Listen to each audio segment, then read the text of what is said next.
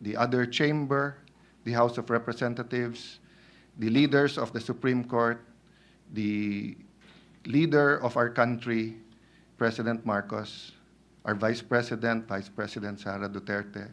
We ask, Lord God, that in the times of chaos, you will make your will clear, and we stop asking that you be on our side, and we start asking that we be on your side. Lift this up to you in Jesus' mighty name, and thank you, Lord Holy Spirit. Amen. Amen. Thank you, Senator Cayetano. Secretary, will please call the roll.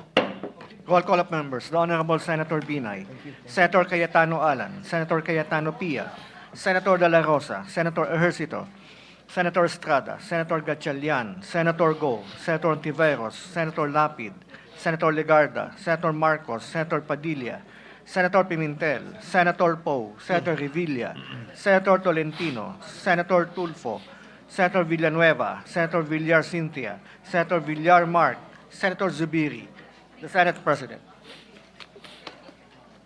With 23 senators present, Chair declares the presence of a quorum. Majority Floor Leader. Thank you, Mr. President. Mr. President, before we proceed with the business of the day, Mr. President, I'd like to acknowledge several guests of the Senate today. We have the newly elected Mayor of Tagaytay City, my nephew, Mayor Brent Tolentino, who is here. Congressman Brian Revilla, Congressman Lani Revilla, Attorney Ina Del Rosario, Ambassador, guest of Senator Zubiri, Ambassador Tuason, Special Envoy Martin Tuason, Mr. Alaric Topacio of AFAD, and Mr. Alex Hornady. Guest of Senator J.B. Ejercito, the local government officials of Pagsanghan, Laguna, led by Mayor E.R. Ejercito, our good friend, and Vice Mayor Anuario Garcia, local government officials of Calasiao, Pangasinan, led by Mayor Patrick Karamat, board member Sheena Onrubia, and Councilor Onrubia of Albay. Guest of Senator Joel Villanueva, Dr. Noel Reyes, Medical Chief of the National Center for Mental Health. May we ask for an orderly proceedings, Mr. President? Chair would like to remind the guests in the gallery to kindly maintain order within the chamber. Chair likewise instructs the Sergeant at Arms to kindly implement the Chair's order for silence. Thank you, Mr. President. Guests of Senator Grace Poe, Congressman Brian Poe, together with the other family members of Senator Grace Poe. Guests of Senator Risa Ontiveros, Tindig, Pilipinas, led by former Secretary Teresita Quinto Deles, Dr. Silvia Estrada Claudio. We acknowledge the guests, Mr. President. To the aforementioned guests, welcome to your Senate. Majority Floor Leader. Mr. President, I move that we dispense with the reading of the journals of the 53rd session, Wednesday, June 4, 2025, the 54th session, Monday, June 9, 2025, and the 55th session, Tuesday, June 10, 2025, and consider the same as approved.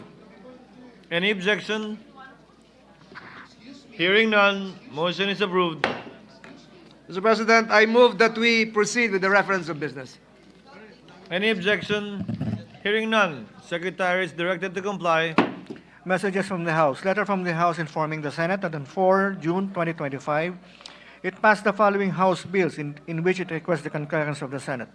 House Number 11372, strengthening the mechanism for land use development and infrastructure planning and budgeting for SUCs, amending RA 11396, and House Number 11376, providing for 200 pesos daily wage increase for minimum wage workers in the private sector.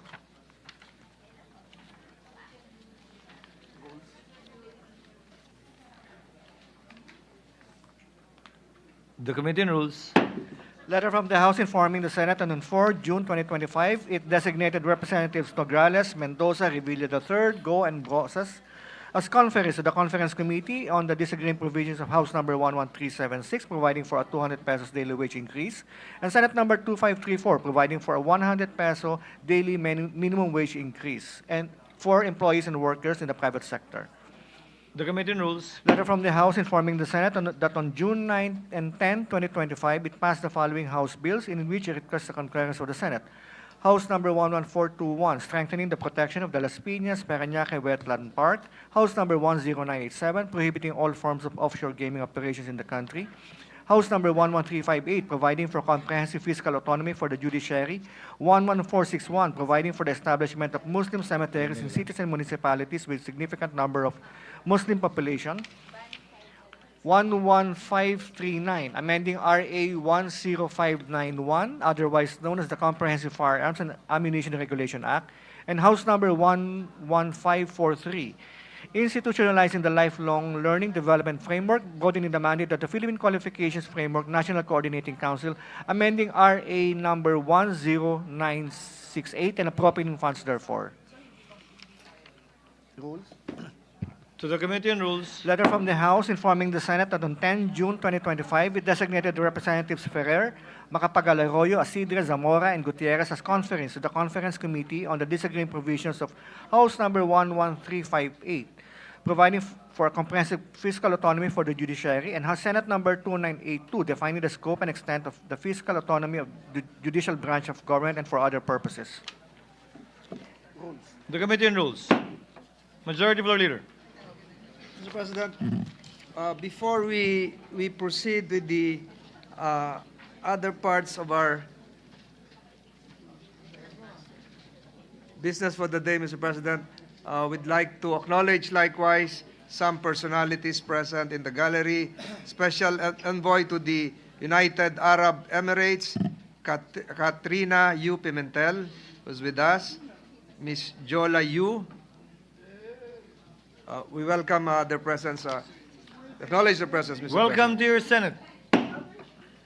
Mr. President, before we proceed with the other items in our agenda today, this representation would like to explain further. Just a one-liner, Mr. President, relative to my vote after the impeachment proceedings, Mr. President, yesterday.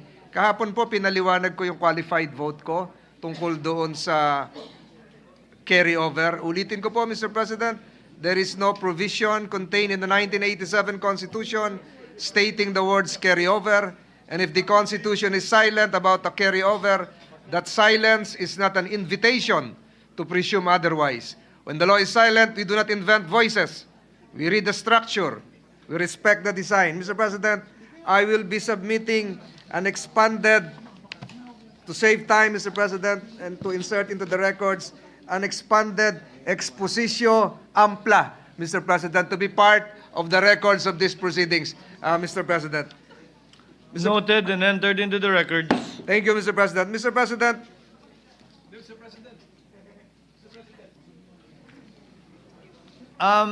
What is the pleasure of the Minority Floor Leader? I think the majority leader wants to revive the debates of yesterday, Mr. President.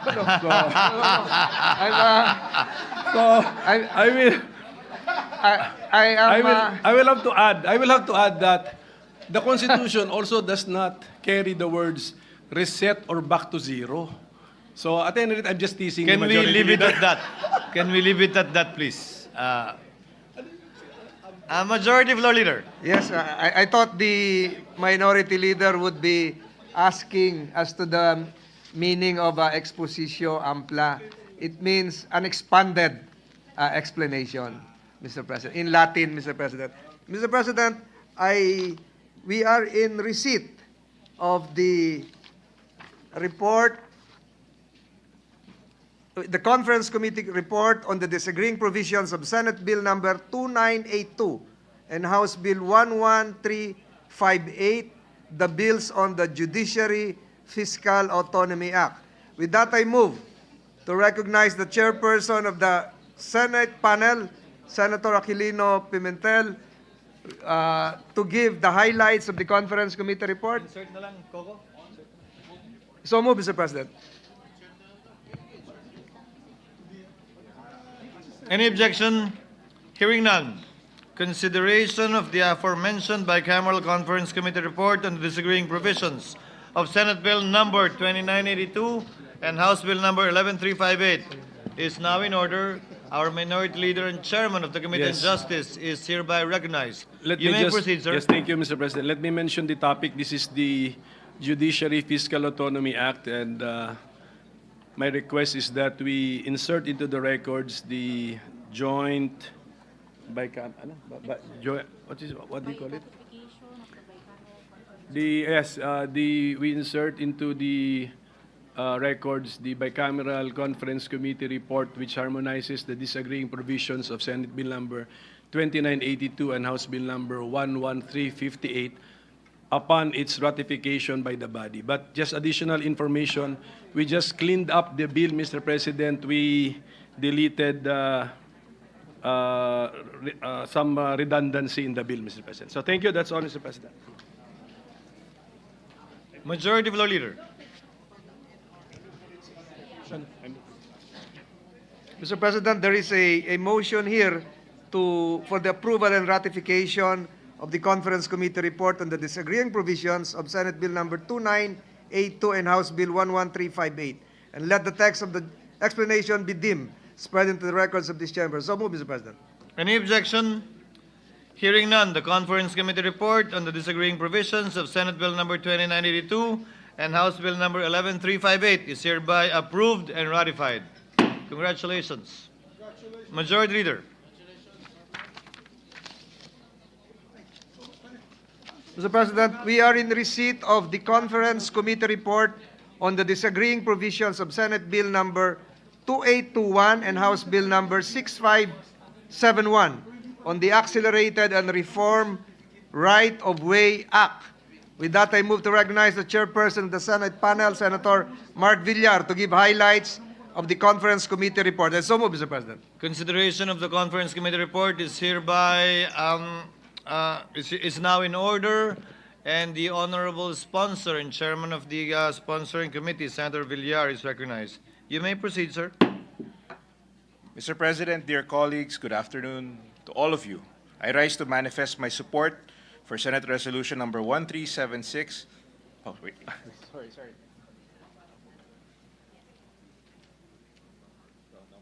Sorry. Mr. President, again, take two. Mr. President, my dear colleagues and guests of Senate, good afternoon to all of you. I would like to express my full gratitude to my dear colleagues for supporting the passage of this measure. I would like to also give thanks and kudos to the agency's resource persons, Senate Secretariat, and senatorial staff who offered their time, knowledge, and expertise. Mr. President, personal ko po naranasan ang mga problema sa right-of-way acquisition bilang dating secretary ng Department of Public Works and Highways. It was a recurring problem for infra projects which eventually caused delays in its accomplishment, resulting in economic costs to the government. During my tenure, we had to issue multiple department orders to facilitate efficient processes of right-of-way acquisitions for various high-impact infrastructure projects. Our fellow Filipinos are also affected with these issues as we failed to deliver infrastructure projects timely, projects that could have been utilized for the efficiency of their day-to-day lives. Marami pong projects ang hindi natapos sa target date dahil sa hindi maresolba na delays sa right-of-way. Moreover, compensation issues with private property owners also occur during the inefficient right-of-way process. Given these issues, we are glad to have the current Right-of-Way Act amended. The Arrow introduced important changes to the current law in order to make it responsive to the dynamic changes in the infrastructure landscape. It will expedite the process of right-of-way acquisition and provide just compensation to private property owners, thereby striking a balance between the implementing agencies and the property owners. Before I end, I would like to thank our dear colleagues who contributed to the crafting of this bill, our Senate President, Chief Escudero, who actively lobbied for the bill, and Senator Bong Revilla for his co-sponsorship of ARO. I would also like to thank our counterpart from the House of Representatives, led by Congressman Romeo Momo Jr., for their support and contribution to this bill. Mr. President, after having met and fully discussed the matter in a conference with the permission of the body, I move that the joint explanatory statement of the disagreeing provisions of Senate Bill number 2821 and House Bill number 6571 be read in toto into the record and the bicameral conference committee report be ratified. Thank you very much. President, there is a motion here coming from Senator Villar as to Senate Bill number 2821 and House Bill number 6571. Mr. President. Is there any objection to the motion? Hearing none, the conference committee report on the disagreeing provisions of Senate Bill number 2821 and House Bill number 6571 is hereby approved and ratified. Congratulations to the authors. Majority Leader. Mr. President, out of respect to our dear colleague from Las Piñas, Mr. President, we are in receipt of a third reading copy of House Bill number 11421, entitled An Act Strengthening the Protection of the Las Piñas Parañaque Wetland Park, including the establishment of its buffer zone and appropriating funds therefore. In accordance with the communication from the Senate Chairperson of the Committee on Environment, Natural Resources, and Climate Change, I move to adopt House Bill number 11421 as an amendment to Senate Bill number 1536, entitled An Act Strengthening the Protection of the Las Piñas Parañaque Wetland Park, including the establishment of its buffer zone and appropriating funds therefore. I so move, Mr. President. There is a motion to adopt House Bill number 11421 as an amendment to Senate Bill number 1536. Any objection? Hearing none, motion is approved. House Bill number 11421 is hereby adopted. Majority Leader. Thank you, Mr. President. Unless the Honorable Senator Cynthia Villar would like to make a... Thank you, Mr. President. Mr. President, we have received a communication from the House of Representatives that House Bill number 11539, entitled An Act Amending Republic Act number 10591, as amended, otherwise known as the Comprehensive Firearms and Ammunition Regulation Act, was passed on third reading yesterday, June 10, 2025. Given that the aforementioned House Bill is identical to Senate Bill number 2895, which was approved by the Senate on third reading last January 27, 2025, and with the consent of the body, I move that the Secretariat be instructed to move forward with the enrollment of the subject measure. I so move, Mr. President. Is there any objection to the motion? Hearing none, the motion is approved. Secretary is directed to comply with the same. Majority Floor Leader.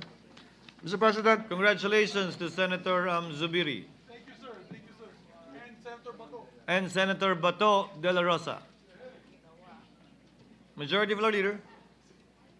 Mr. President, we are in receipt of the Conference Committee report on the disagreeing votes of House Bill number 10535, entitled An Act Amending Sections 134 and 168 of Republic Act number 8424, otherwise known as the National Internal Revenue Code of 1997, as amended. With that, I move to recognize Senator Sherwin Gatchalian, the chairman of the Senate panel, to give the highlights of the Conference Committee report. I so move, Mr. President. Any objection to the motion? Hearing none, Senator Gatchalian is recognized to sponsor the bicameral conference committee report. You may proceed, sir. Mr. President, distinguished colleagues, as the lead conferee of the Senate panel, I have the honor of submitting for ratification a copy of the bicameral conference committee report on the disagreeing provisions of Senate Bill number of Senate Committee Report number 581 and House Bill number 10535, which amends sections 134 and 168 of the National Internal Revenue Code.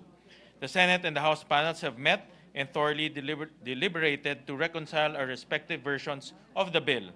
Through this measure, we address two long-standing gaps in the tax treatment of regulatory process for denatured ethyl alcohol. gaps that have placed an unnecessary burden on the manufacturers and led to underutilization of valuable industrial alcohol.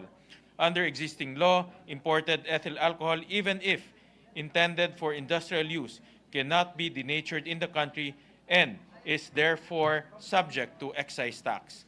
This has discouraged importers and compounded supply chain inefficiencies. This bill removes that restriction. Once imported ethyl alcohol is denatured in the Philippines, it will be treated the same way as its locally produced counterpart, exempted from excise tax. Sa madaling salita, nagkakaroon na ng patas na pagtrato ang lokal at imported na ethyl alcohol basta't i-denature dito sa bansa. This bill also authorizes compounders with rectifying facilities, not just domestic distillers, to perform the denaturing process. These compounders often deal with off-spec or surplus alcohol.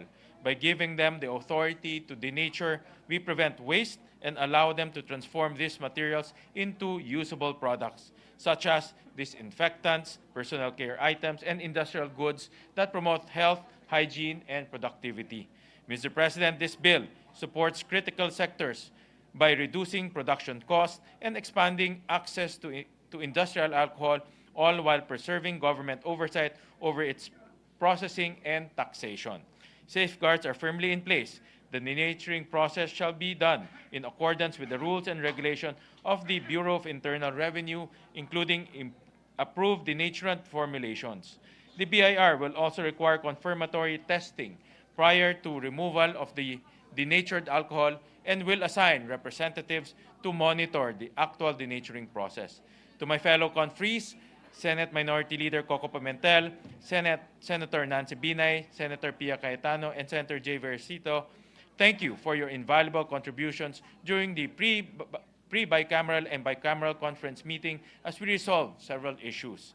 I also thank Senate Minority Leader Coco Pimentel for his invaluable insights during the period of interpellation.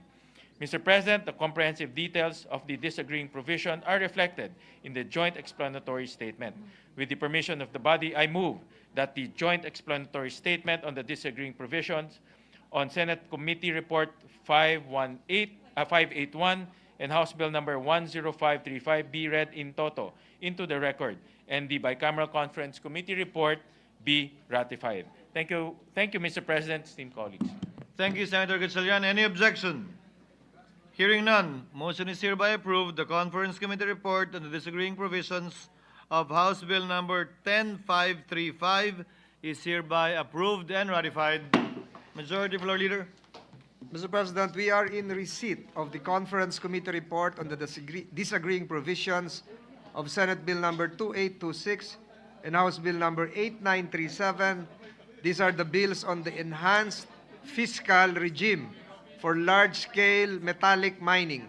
With that, I move to recognize Senator Joseph Victor Ejercito, the chairman of the Senate panel, to give the highlights of the conference committee report. I so move, Mr. President. Any objection? Hearing none, motion is approved. Senator Ejercito is recognized. You may proceed, sir. Good afternoon, Mr. President, esteemed colleagues in the Senate. I have the honor of submitting for ratification the bicameral conference committee report on the disagreeing provisions of Senate Bill number 2826 and House Bill number 8937, or the Enhanced Fiscal Regime for Large-Scale Metallic Mining Act. The Senate panel is composed of this humble representation: Senate President Chis Escudero, Senator Mark Villar, Senator Alan Peter Cayetano, and Senator Aquilino Pimentel III. Mr. President, as the chairperson of the Senate panel, allow me to report the provisions of the present reconciled bill accompanying our conference committee report. The committee adopted the Senate version of the bill as the working draft. Under the reconciled version, the conferees agreed to levy a 5% royalty based on gross output of mines operating within the mineral reservation and a 5-tier royalty rates ranging from 1% to 5% based on margin from metallic mining operations for those outside mineral reservations. We also wish to highlight the new concept of windfall profit tax, which is the additional tax whenever the margins hit 30% to allow the government to capture a larger share of profits when metal prices are high and mining companies earn more income. There is also a provision that restricts steel capitalization by setting a maximum debt-to-equity ratio for the tax deductibility of interest expense. The reconciled bill also strengthened the mechanism for transparency and accountability in the extractive industry. Finally, for our local government units, we included a provision for the immediate release of LGU's share of excise tax, royalties, and other taxes and fees. With these reforms, Mr. President, we are optimistic that this will contribute an additional 6 billion worth of revenues for the government. Ginoong Pangulo, kinikilala natin ang potensyal ng mining industry na makatulong na palawigin ang ating ekonomiya. Tiniyak nating balansehin ang mga karapatan at interes ng iba't ibang sektor ng lipunan. Nais ko lamang pong bigyan diin ang probisyon na tingin ko ay nakatulong sana sa pagtaguyod ng mga trabaho at pagyayabong ng industriya sa ating bansa. The Senate version approved the provision of a 5-year moratorium on exports of locally extracted minerals. This proposal would have served as the framework to revitalize local industry, stimulate economic growth, create higher quality employment opportunities, promote value-added processing, expand our domestic and supplier network, and develop robust chains and enhance linkages across sectors, among others. The provision may not have been adopted by the Bicameral Conference Committee, but this may be something for future Congresses to visit. Mr. President, medyo nalungkot po ako. Sa tingin ko, ito'y magiging game changer sana sa ating po mining industry. Pero hindi pa ho tayo nagtatapos. Ilalaban pa ho natin ito sa mga susunod na Kongreso. To the end, this representation would like to thank this august chamber for extending their valuable support to the passage of this measure from the committee hearings to our plenary deliberations. Mr. President, with the permission of the body, I move that the joint explanatory statement on the disagreeing provisions of Senate Bill number 2826 and House Bill number 8937 be read in toto into the record and that the Bicameral Conference Committee report be ratified. Before acting on the motion of Senator Ejercito, Chair would like to recognize Senator Zubiri. Thank you. What is the pleasure of the Honorable Zubiri? Thank you, Senate President. May I just ask the sponsor if we could just clarify the provision of the initial law that we passed here in the Senate, if it was carried, which was the export ban of rare earth minerals? The Chair can answer. Okay, That was yes. removed from the version of the bill. Okay, thank you. I just wanted to find that out. Thank you. Thank you, Senator Zubiri. Senator Villanueva. Yes, Mr. President. May I just manifest, Mr. President, shortly in reaction to the report given by our head contingent of the Senate? Just The gentleman briefly. may proceed. Thank you. Thank you very much, Mr. President. Mr. President, let me put into the records that this representation strongly register its opposition to the deletion of the 5-year ban on mining that was included, Mr. President, in the third reading version of this bill. Mr. President, I feel that its removal shifts our policy from precaution to profit and puts our fragile ecosystems at risk. Mr. President, we work hard for this very important landmark legislation headed by Senator J.V. Ejercito. I remember interpellating him and debating with him on how we can improve this measure. Mr. President, yes, we are rich in copper. Yes, we are rich in nickel and cobalt, key minerals for clean energy. But if we keep exporting raw ore through direct shipping, we gain little and lose much. Mr. President, Indonesia already banned nickel exports to encourage local processing. And we feel, I think the entire Senate feels that we should do the same. Nakakalungkot, Ginoong Pangulo, parang sinasabi na doon sa kabilang bahay, ang number one kailangan proteksyonan muna yung mga mining companies nila, hindi yung taong bayan.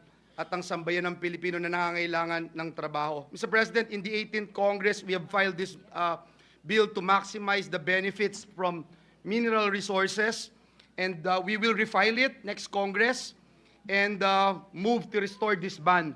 Gaya ng sabi ng ating chairperson na nanguna ng ating BICAM conference, tuloy pa rin ang laban natin para sa makatao at makakalikasang pagmimina. Maraming salamat, Ginoong Pangulo.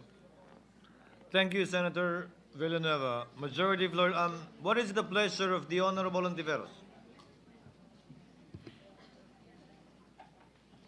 May I explain my no vote, Mr. President? The lady may proceed to the bicameral conference committee report. Yes, Mr. President. We have not yet acted on the motion. You can make a manifestation in lieu of an explanation of vote in relation to the pending motion. The lady may proceed. Thank you, Mr. President. Good sponsor, Mr. President. Bago po ako buboto, nagpapasalamat ako na tinanggap ang panukala kong pagbabago sa seksyon ukol sa transparency and accountability.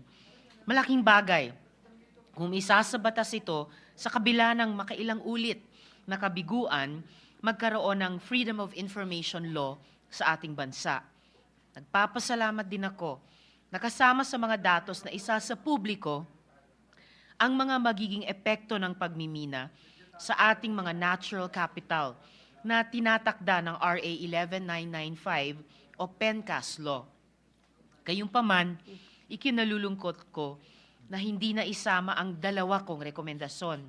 Una, ang pagdagdag sa royalty na nauukol sa mga katutubo, kapalit ng pahintulot nila na magmina sa lupang ninuno o ancestral domain. Isinulong ko na gawing sahig o floor ang 2%, subalit ginawang ceiling o bubong ito para sa mga makukuha ng mga katutubong nagmamay-ari sa lupang ninuno. Tinatayang 790 million pesos ang royalty na natanggap ng mga katutubo noong 2023. 1% lamang ito sa halaga ng mineral na nilalabas sa kanilang mga ancestral domain. Maliit na halaga na, nababawasan pa dahil binubuwisan ng gobyerno ng income tax ang royalties na tinatanggap ng mga katutubo.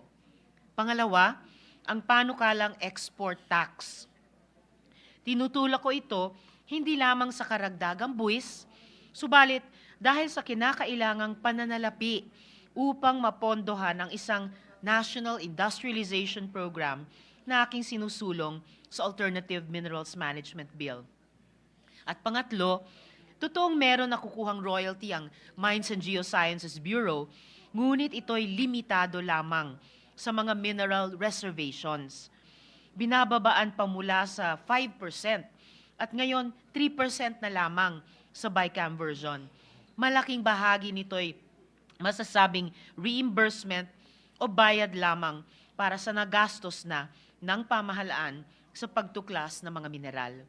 Sa mga kadahilanang ito, Mr. President and good sponsor, ikanululungkot ko na boboto akong no sa mining fiscal tax regime bill. Salamat, Mr. Noted President. and entered into the records. Majority Floor Leader. Mr. President, we are in receipt. We have not yet acted on the motion. Yes, I'm sorry, Okay. Mr. President. Mr. President, there is a move here to ratify the disagreeing provisions, the conference committee report on the disagreeing provisions of the Mining Act, and let the text of the joint explanation be deemed spread into the records of the chamber. So move, Mr. President. Any objection? Hearing none, motion is approved. The conference committee report on the disagreeing provisions of Senate Bill number 2826 and House Bill number 8937 is hereby approved and ratified. Majority Floor Leader.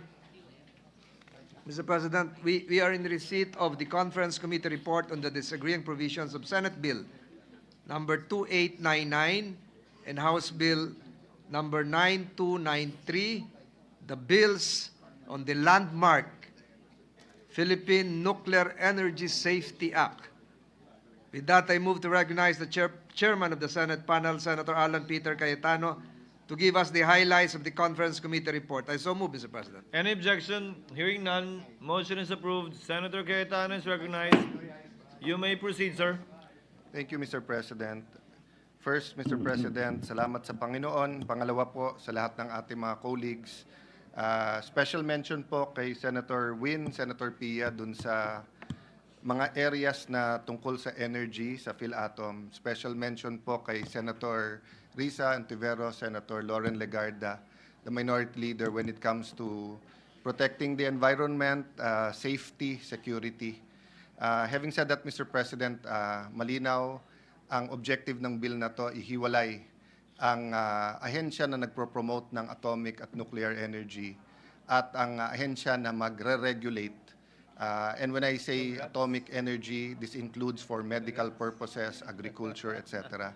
Having said that, Mr. President, let me take this opportunity in behalf of the whole Committee on Science Technology to thank first and foremost our majority leader, who is supposed to chair that committee but allowed me to take over. To thank Senator Mig Subiri for the enhanced Philippine Science High School Act. Thank Senator Pia for the virology, creating that very important aspect, taking note of that very important aspect that we neglected before the pandemic. And may I also thank the House of Representatives and everyone here, yung e-governance law, yung Konektadong Pinoy, together with PhilAtom, I feel with the virology and the Philippine High School will be game changers in the years to come. So may I ask, Mr. President, that yung joint explanation be part of the record, and I hope that the implementations of this act will give honor to the hard work of the different authors and technical. Let me also thank the consultants who gave us the technical and scientific knowledge to pass all of these laws. Thank you, Mr. President. Majority Floor Leader. Thank you, Mr. President. I'd like to thank again Senator Alan Peter Cayetano for the passage of the Philippine Nuclear Energy Act and for accepting our proposal to have the notion of modular nuclear plants, Mr. President. Mr. President, mamaya po ay... We have not yet acted on the motion. Mr. President, Senator Alan Peter Cayetano likewise intimated to me that Congressman Mark Cojuangco really did the spade work for this.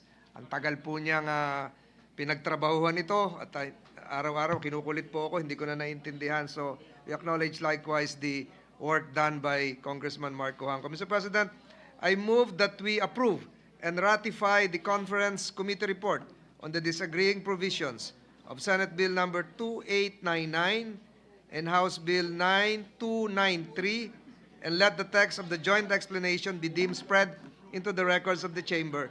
I so move, Mr. President. Any objection? Hearing none, the conference committee report on the disagreeing provisions of Senate Bill number 2899 and House Bill number 9293 is hereby approved and ratified. Congratulations to the authors. Majority Floor Leader. Mr. President, before we proceed with the short manifestation of Senator J.V. Ejercito as well as the privileged speech of Senator Pia Cayetano, later on, Mr. President, I will be sponsoring a resolution extolling the leadership of our good Senate President. Subalit ang magbabasa na po noon ay si Senator J.B. Ejercito. So allow me to state for the record that with Senator Ejercito reading the sponsorship speech, this does not in any way diminish the deep respect and high regard I hold for the distinguished gentleman at the helm of this chamber. As the ancients would say, virtus in arduis, virtue shines in times of difficulty. Truly, the Senate President has led us with both steadiness and strength through such times. Mamaya po, yung speech ko, si Senator J.B. na ang magbabasa. Pinatikim ko lang po kayo noon, Mr. President. Mr. President, I move that we recognize Senator J.B. Ejercito for a short manifestation. Thank you, nevertheless, Majority Floor Leader. The Honorable Ejercito is recognized. You may proceed, sir. Good afternoon, Mr. President, dear colleagues. This is just a short manifestation.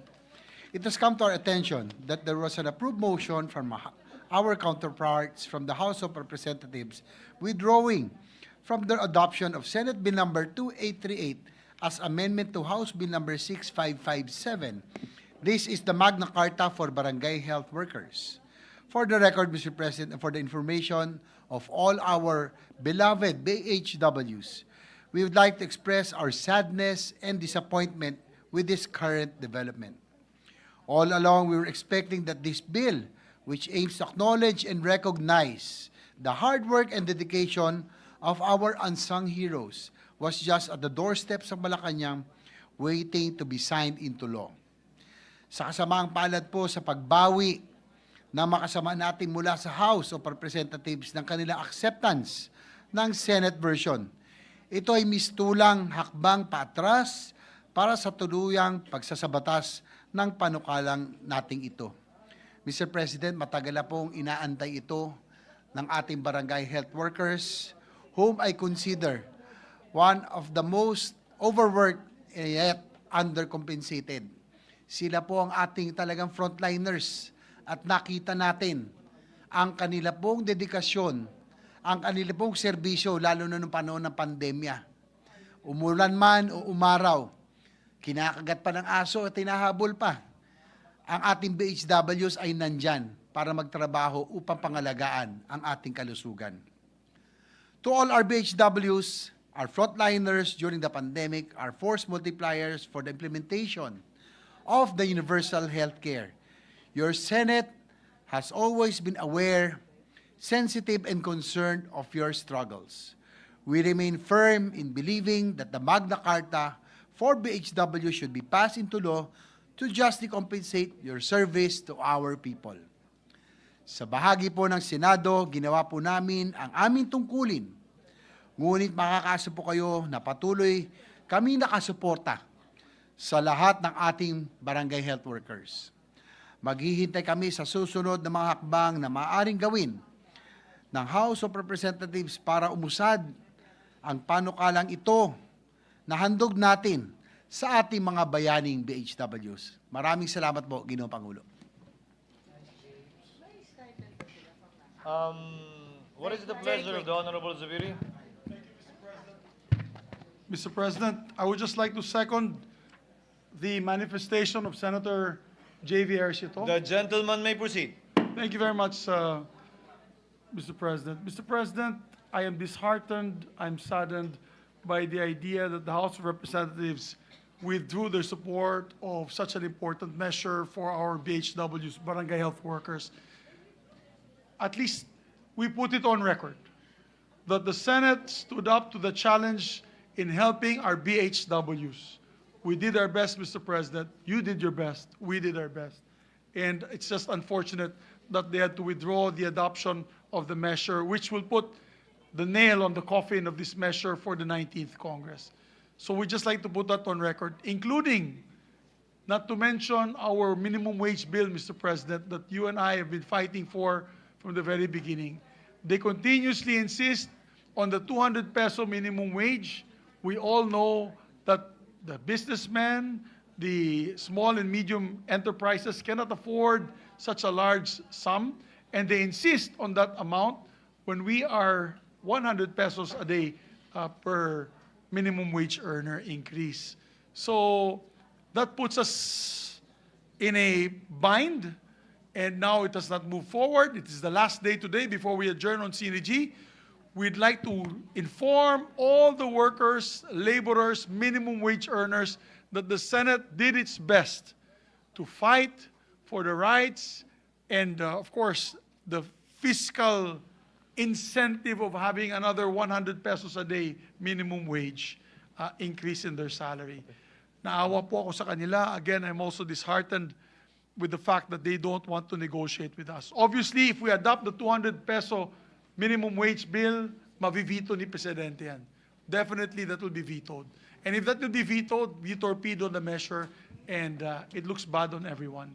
So, Mr. President, I just want to put that on record, that the Senate has stood up and fought for these sectors. Unfortunately, our friends in the House have not been very accommodating on this issue. So I just want to vent out my sadness on these particular two topics.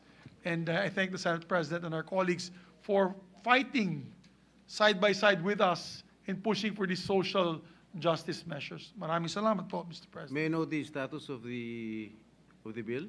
As Did member they- of the BICAM, the sponsor is here. I believe that they don't want to discuss anything unless we adopt the 200 pesos per day, which we all know the businessman cannot afford. Yeah, please. Mr. President, just to report out to the body, Mr. President, if you recall, we passed this measure more than a year ago, and that we were able to get the official third reading measure passed by the House of Representatives less than 48 hours before we will actually adjourn. And yesterday, Mr. President, we have talked to some members of the conferees. And in fact, last night, together with the Senate President, they were saying that they are amenable to the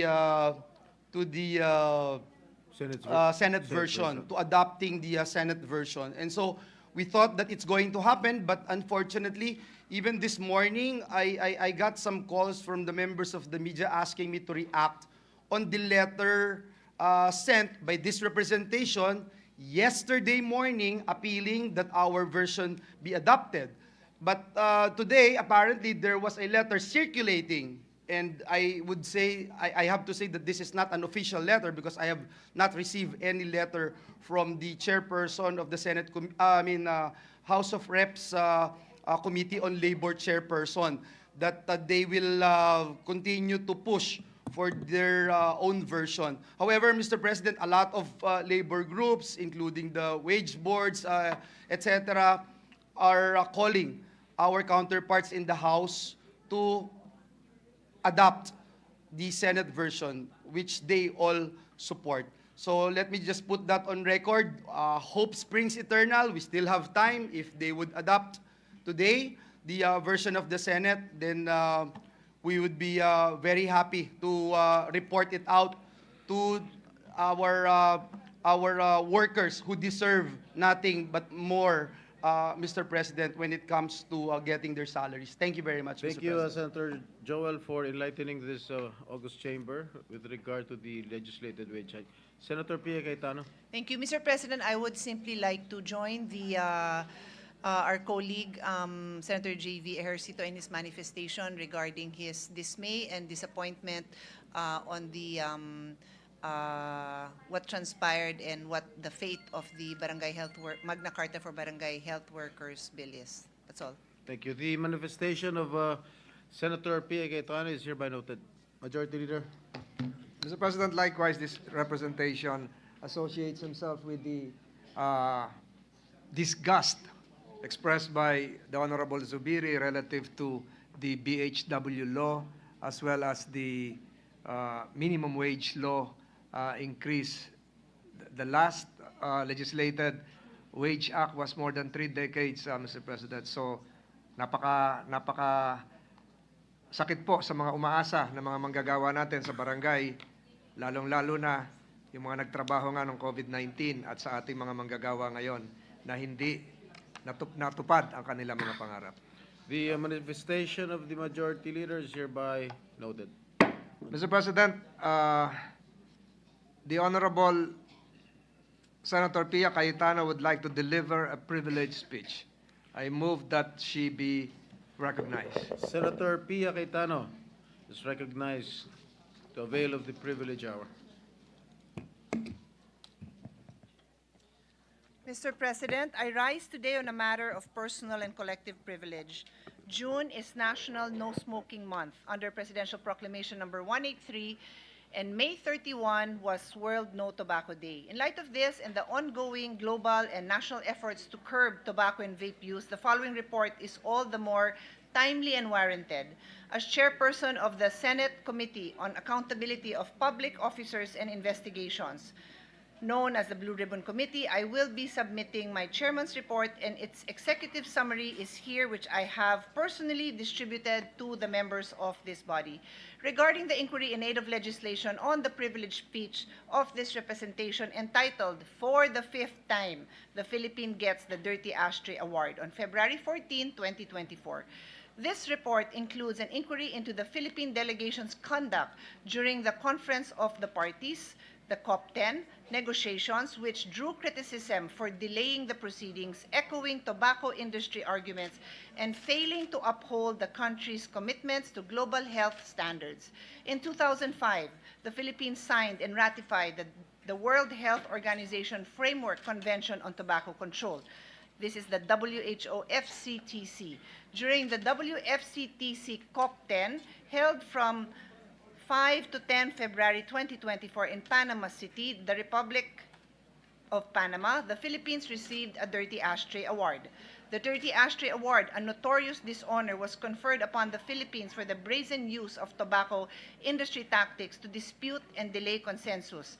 It was reported, among others, that the Philippines sent a 34-person delegation to COP10, the largest from any government. This unusually large number remarkably outnumbered the delegation of some more populous countries, such as China and Russia. After conducting several hearings, I now present our key findings and recommendations. First, the Philippines delegation received the notorious Dirty Ashtray Award at the WFCT conference for actions seen as favoring the tobacco industry by, among others, delaying the agenda and pushing the so-called balanced policy narrative. In reality, the balanced policy has been weaponized to serve industry interests, guised as concern for farmers, in direct conflict with our obligations under our current law and the WHO FCTC. Second, the Department of Trade and Industry appears to have exceeded its authority when it issued the DTI vape law supplemental rules, which effectively delayed the implementation of key provisions of the vape law. We recommend further investigation to determine whether this constitutes a usurpation of legislative powers. Third, the vape industry was directed to register their products and remove non-compliant products from the market. The period to comply was continuously extended by the DTI by granting the vape industry undue leeway through this extended market clearing period. From 5 June 2024 to 7 September 2024, the DTI may have committed corrupt practices under the Anti-Graft and Corrupt Practices Act. We therefore recommend the filing of appropriate charges against the responsible officials. Fourth, we raise concerns over the Philippine delegation to COP10, which may be considered a misuse of public funds. We recommend that the Commission on Audit conduct a special audit of all expenses, whether public or private, related to this trip. Fifth, the committee affirms the need to reestablish DOH leadership in future FCTC negotiations. Sixth, the DOH should lead. Sixth, we raise serious constitutional concerns with the vape law itself. It may violate the principle of pacta sunt servanda, our duty to honor international commitments. The committee recommends urgent amendments to RA 11900, return regulatory authority over vapes and HTPs to the FDA, raise the minimum age of access from 18 to 21, and strengthen the provision on restriction of flavors to plain tobacco and menthol only. Finally, it must be emphasized that this hearing took place at a time when, tragically, the first documented death from e-cigarette or vape-associated lung injury, EVALI, was recorded in the Philippines. This case mirrors global evidence, including a 2019 U.S. Center for Disease Control and Prevention report of over 2,800 EVALI hospitalizations and 68 deaths. We cannot ignore that the first related death in the Philippines, that this is a sobering reminder of what happens when regulation and public health protection fail. And this may not be the only case. Others could remain hidden due to weak surveillance and lack of accountability. Dear colleagues, this is how the tobacco industry operates. They prioritize profit over public health. The industry is slimy. They repeatedly use delaying tactics and exploited regulatory loopholes to advance its interests at the expense of public health. The previous Congress undermined progress made on tobacco and vape control by removing the protective measures under the sin tax law. The passage of the vape law not only overturned important provisions under our sin tax law, but it also opened the floodgates for more Filipinos, especially our youth, to use these harmful products and practically encourage such practice in the guise of regulation. We owe it to the next generation to guard them against an industry that seeks to profit at the expense of their health and safety. Sa Kongreso pong ito, ilang beses akong tumayo para ipahayag sa inyo ang kalokohan ng tobacco industry. Lubos kong ikinagagalak na marami sa inyo ang nagpakita ng suporta sa kagustuhan ko na mapigilan natin ang industriya na sirain ang kalusugan ng ating mamamayan. I hope that you will join me in the filing of bills in the next Congress to hold this industry accountable and firmly put them in its place. Thank you, Mr. President. Thank you, Senator Pia Cayetano, for that passionate speech. Before that, Senator Alan, Peter Cayetano. Mr. President, just a manifestation. May I be allowed, Majority Leader? Mr. President, 3 topics, 1 manifestation, mabilis lang. First, may I associate myself with the topic of Senator Pia. Despite losing votes in the 2022 election, I really campaigned also on the issue of vape and e-cigs. Much study is needed, but delikado po talaga. If you go to Hong Kong and Singapore, it's a criminal offense. Sa atin, parang in-encourage pa natin na lumaki yung industriya dito. Number 2, may I congratulate everyone, including, of course, Senator Risa dun sa anti-POGO. Nung pinayagan po ang POGO, matagal na to, pero nung lumaki, last administration, ang sinasabi, hindi naman Pilipino ang tumataya. Ang problema po, binagbawal na natin POGO, lumalaki naman po ngayon ang industriya ng online na mga Pilipino ang tumataya. So I hope the next Congress can look into this. It's not as addictive as e-sabong, but it will get there because gaming is addictive. Using the internet is addictive. If you put the two together, you can do that kind of gambling anywhere, anytime. Napakadelikado para sa atin. So I want to honor those who warned us against POGO 15, 20 years ago, whatever it was called, pero we only acted upon it now. So sana po we act on the online gaming soon in the 20th Congress. Lastly, Mr. President, may I also request that request that the partial report or preliminary report doon po sa tulay na nahulog po na bumaksak sa Isabela. We did a few hearings, hindi pa natapos, but there are glaring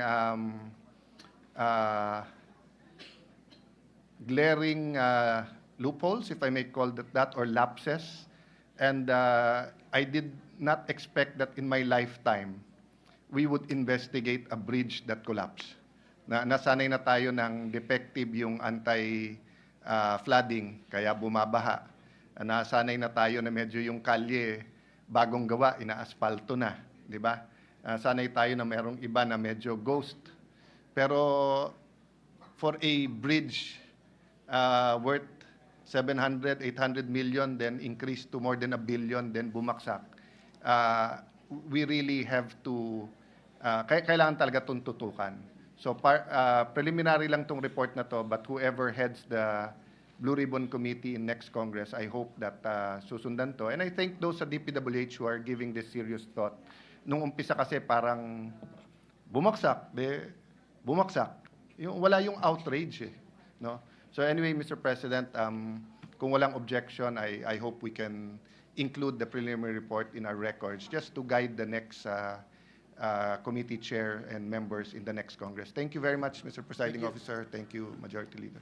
Thank you, Senator Alan Peter Cayetano. Majority Leader. Mr. President, I move that we consider proposed Senate Resolution number 1376.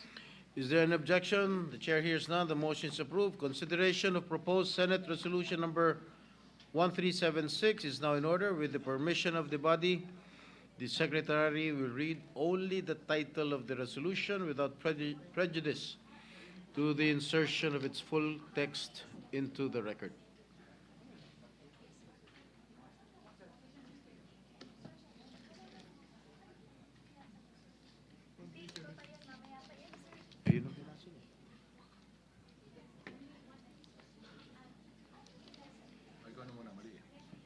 Session suspended.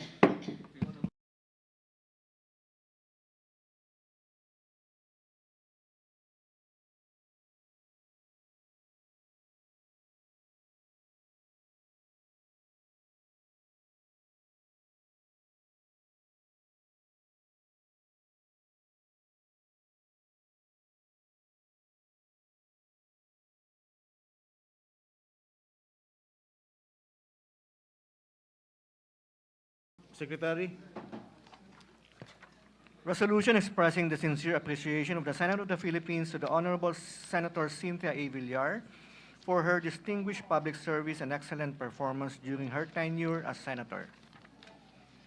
Majority Leader? Mr. President, I move that we adopt proposed Senate Resolution number 1376.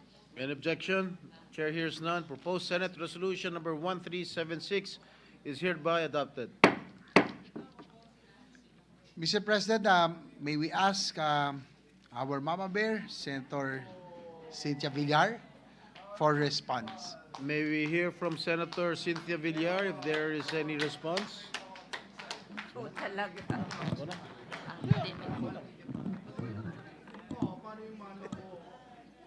Mr. Senate President, esteemed colleagues, dear friends and fellow Filipinos, 12 years ago, I entered the halls of the Senate with a clear intention to serve with integrity and use the knowledge I had to make a difference, especially to uplift the lives of those who need it most.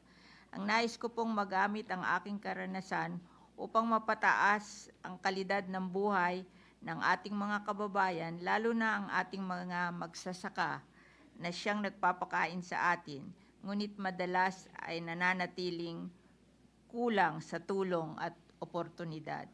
I'm honored to have been entrusted with the duties of Chairperson of the Senate Committee on Agriculture and Food and Agrarian Reform, and later of the Committee on Environment, Natural Resources, and Climate Change, roles that allowed me to work on areas where policies could create real and lasting impact for the Filipino people. As Chairperson of the Agriculture Committee, I focus on legislation that could directly support farmers, fisher folks, and rural producers. These are some of the key laws I passed. RA 10654, which prevents illegal, unreported, and unregulated fishing. RA 10659, the Sugarcane Industry Development Act. RA 10816, the Farm Tourism Development Act. RA 10817, Halal Export Development and Promotion Act.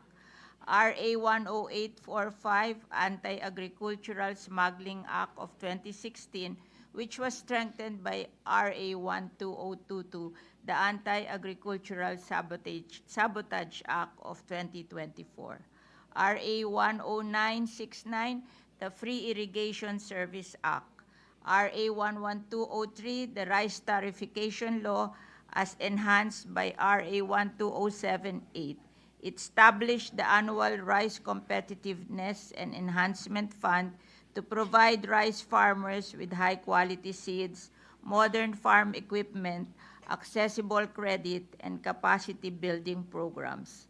RA 11511 enhances the Organic Agriculture Act and introduced the Participatory Guarantee System for Smallholder Certification. RA 11524, the Coconut Farmers and Industry Trust Fund Act, which from the recovered cocoa levy funds to farmers via programs and support. RA 11547 declares Davao City as the chocolate capital and Region 11 as the cacao capital of the Philippines. RA 11700 declares Catanduanes as the abaca capital of the Philippines. RA 11707 declares San Jose, Batangas as the egg basket of the Philippines. RA 11901 expands rural and agricultural financing through the Agriculture, Fisheries, and Rural Development Financing Enhancement Act. RA 1953, New Agrarian Emancipation Act, which condoned 57 billion in unpaid amortization of 600,000 agrarian reform beneficiaries. RA 11985, the Philippine Salt Industry Development Act, and over 50 laws establishing 63 fish hatcheries nationwide to boost aquaculture and local food production. As chairperson of the Committee on and later now we just passed the livestock bill to enable the livestock farmers to recover from the ASF. As chairperson of the Committee on Environment, Natural Resources, and Climate Change, I pursued the legislative action to protect the country's rich biodiversity and promote sustainable use of natural resources.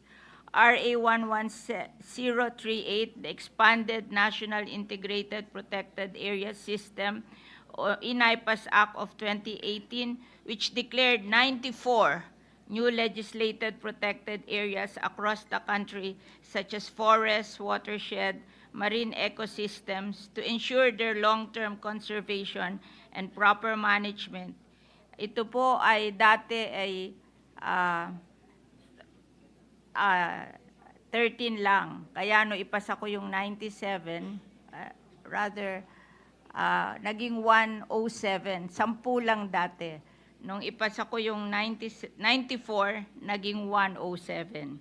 Dagdag po rito, we have passed additional specific protected area laws, RA 11684, the Mount Arayat, RA 11685, Mount Pulag, RA 11686, Naga Kabansalan Protected Landscape, RA 11687, the Tirad Pass, RA 11688, the Banao Protected Area, RA 11806, the Tukbo Natural Biotic Area, and RA 11933, Chicogon Island White Sanctuary Act, which turned the 194 plus 13, 107 to 114, and now 120, additional 7, 124.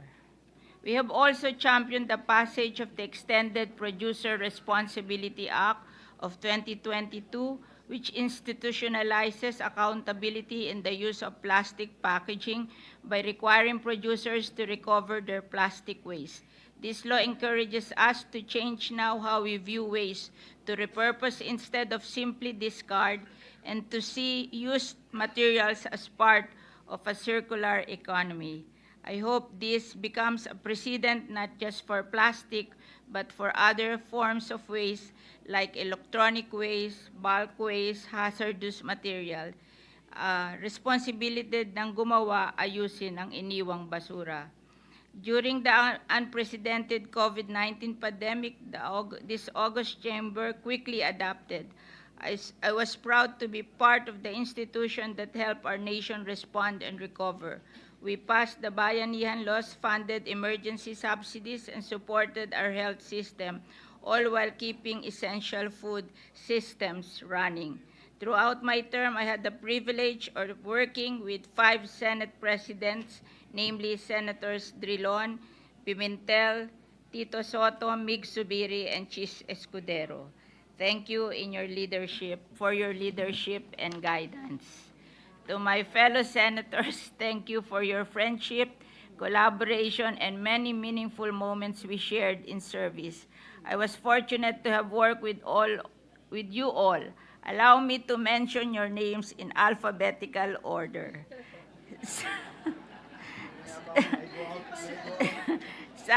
Sani Angara, Bam Aquino, Nancy Binay, Alan Peter Cayetano, Pia Cayetano, Laila de Lima, the late Miriam Defensor Santiago, Bato de la Rosa, Franklin Driron, J.V. Ejercito, Francis Escudero, Jingoy Estrada, Win Gatchalian, Richard Gordon Bongo, T.G. Gingona, Gringo Honasan, Risa Hontiveros, Ping Lacson, Lito Lapid, Lauren Ligarda, our President Ferdinand Bongbong Marcos Jr., Amy Marcos, Manny Pacquiao, Robin Padilla, Kiko Pangilinan, Coco Pimentel, Grace Poe, Ralph Recto, Bong Revilla, Tito Soto, Serios Mena III, Francis Tolentino, Rafi Tulpo, Sunny Trillanes IV, Joel Villanueva, and Mark Villar.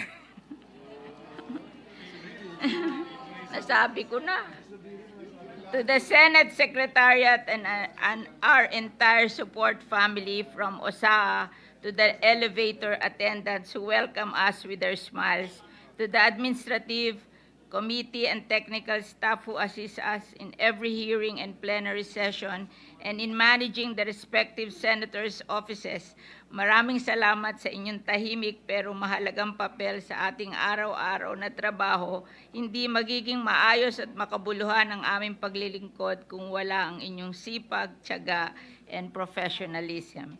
To my staff and team, thank you for standing by me every step of the way. To the incoming and remaining senators, we live in complex time. Fake news and malicious narrative now easily damage reputations and erode public trust. And while some say this is all part of the job, it should not be. Let us remain anchored on the truth. Let us rise above the noise. Let us protect not just ourselves, but the very institution we serve.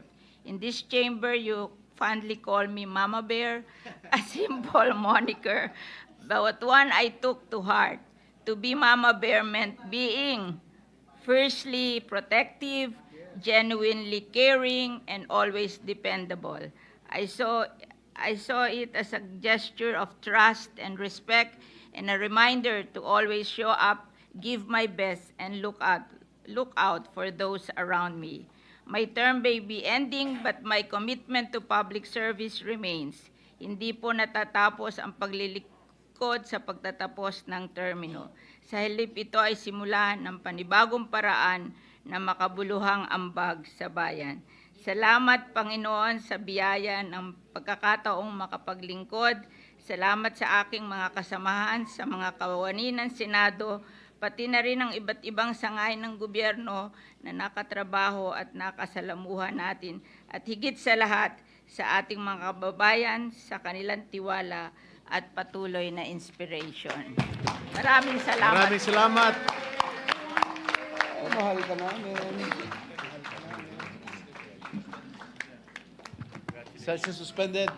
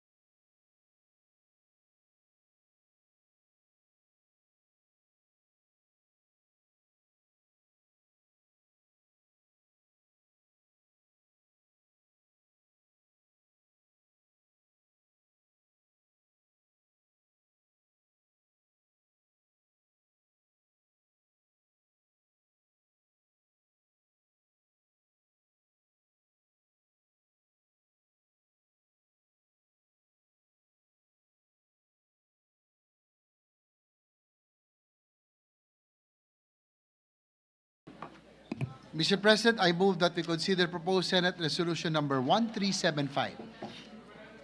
Any objection? Hearing none, motion is approved. Secretary is directed to comply. Resolution commending the Honorable Senator Grace L. Poe for her distinguished public service, outstanding performance, and invaluable contributions to the Senate and the Filipino people during her term as senator. Majority Floor Leader.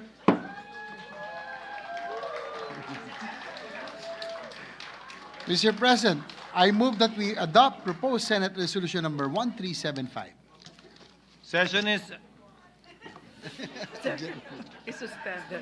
Any objection? Hearing none. Motion is approved. Senate Resolution number 1375 is hereby adopted. Majority Leader? Yes, Mr. President, to give her response, I move that we recognize the amazing grace of the Senate, Senator Grace Poe. Senator Grace Poe is recognized. You may proceed, ma'am. Mr. President, esteemed colleagues, fellow public servants, and every Filipino I've had the privilege to serve, I rise with a full heart, a grateful spirit, and let's be honest, a bit of disbelief that 12 years have gone by so quickly. In 2013 and again in 2019, I was humbled to receive over 20 million votes each time. With that support came a quiet but persistent pressure to live up to FPJ's legacy and repay the trust that Filipinos gave me. Kaya naman sa loob ng 12 taon, I filed close to 700 measures and passed more than half of that, 368 laws to be exact. Pero hindi ito tungkol sa dami. These laws were meant to respond to the everyday needs of the Filipino people who place their trust in all of us.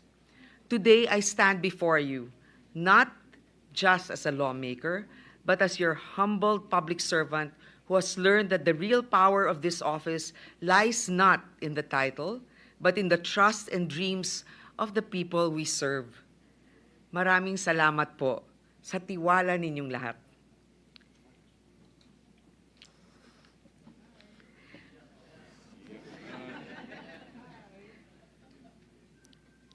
Serving as your senator has been a humbling experience.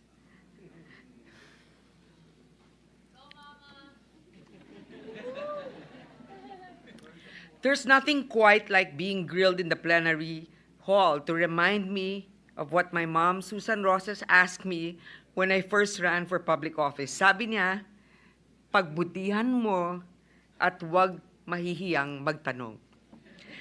But truly, this job has kept me grounded, sometimes by gravity of the issues and occasionally by the weight of the paperwork. Whether by design or more often by sheer luck or lack thereof, I somehow always found myself right in the middle of tough investigations, like the Mama Sapano massacre, MRT3 problems, the NAIA glitch, the PUV modernization, and the wild world of ride-hailing apps and motorcycle taxis. At one point, I felt less like a senator and more like the Senate's designated crisis hotline operator. I am proud to have championed causes close to my heart, and I hope to yours. Indeed, I consider it the greatest blessing of my life to have witnessed, if not contributed, to the birth of several landmark laws. We fought for every Filipino child's right to a healthy start in life, where millions of mothers and their infants were provided with checkups and vitamins in the first 1,000 days law. With the masustansyang pagkain para sa Batang Pilipino Act, or more popularly known as the National Child Feeding Law, we made sure that no child goes to school on an empty stomach because math is hard enough without hunger pangs. Ngayon, mahigit 3 milyong mag-aaral sa public schools at DSW daycare centers ang nabibigyan ng hot meals o mainit na pagkain taon-taon. Wala na sigurong mas personal sa akin kundi ang pagpasa ng mga batas para mapadali ang proseso ng pag-aampon sa ilalim ng Simulated Birth Rectification Act at Domestic Administrative Adoption Act. Thank you again, Senator Risa. Under the Foundling Recognition and Protection Act, deserted and abandoned children are not just recognized as Filipinos, but guaranteed full rights and protections under this law. This was not just policy work for me. In many ways, it was healing. Hindi lang mga bata ang kailangan ng aruga, hanggang sa pagtanda. Ako ay kaagapay ninyo sa increase in social pension for Indigent Senior Citizens Act. Dinoble natin ang pensyon ng mga senior citizens na indigent, may karamdaman at walang income o suporta ng pamilya. Bawat pensyon na 1,000 para sa mga lolo't lola, parang I love you galing sa gobyerno. Hindi lang sa buhay, pati sa huling goodbye, may libreng tulong na. Sa Free Funeral Services Act na pinasa natin nito lang, libre na ang burol para sa mga indigent para hindi na kailangan pang mangutang habang nagluluksa. One of my first laws as senator was the Free Mobile Disaster Alerts Act. Filipinos receive accurate and reliable information in their mobile phones before and when disaster strikes. Simple man ang batas, pero maraming buhay ngayon ang naliligtas tuwing may bagyo o kalamidad. We leave behind laws that have not only responded to unprecedented times, but also paved the way to a more resilient and robust future. The amendments to the 86-year-old Public Service Act allowed more players to invest in sectors like telecommunications and transportation while still safeguarding national security and interests. New internet service providers like SpaceX are now making inroads in the Philippines because of the Public Service Act. Ngayon, pwede na magkaroon ng mga hearing ang mga nasa tawi-tawi at ang ating mga Supreme Court justices ay sila mismo dumidinig dahil nga dito sa mga serbisyo ng mga telecommunications. The Konektadong Pinoy Act will supplement this in bridging the digital divide. I'm also honored to be part of paving the way for projects like the NAIA Rehabilitation, the new Manila International Airport, and the Bulacan Eco Zone, where progress isn't just a buzzword, but a reality that is already on its way. We've also made inroads in making the country a more walkable and bikeable place, thanks to the provisions we introduced in the Bayanihan laws, which we sustained in subsequent budgets. With measures like the Financial Institutions Strategic Transfer Act and the amendments to the Anti-Money Laundering Act, we made sure that our financial system is in check. Kahit papano nabubuko yung mga nagtatago ng pera katulad nung sa POGO hearings. Kailangan lang natin i-fund pa sila ng mas mabuti para lumawak ang kanilang supervision. Laws like the Anti-Financial Account Scamming Act, AFASA, and the SIM Registration Act now act as our shields against scammers. Nitong nakaraang taon lang, may 3.6 billion spam messages at 3.3 million na SIMs na ginagamit sa krimen at napa-decommission natin sa mga telcos. Sa ngalan naman ng serbisyo publiko, humigit kumulang 143 franchises ang ating naaprubahan simula 2016 mula major broadcast companies tulad ng GMA, TV5, Manila Broadcasting Company at Signal TV. Sayang, hindi umabot ng ABS-CBN. Religious broadcasters gaya ng Iglesia ni Cristo at CBCP, tatlong major telco players na Smart, Globe at Dito, water providers na Maynilad at Manila Water, power distributors tulad ng More Power at Negros Electric, pati na ang mga airlines gaya ng Skyjet at Air Philippines.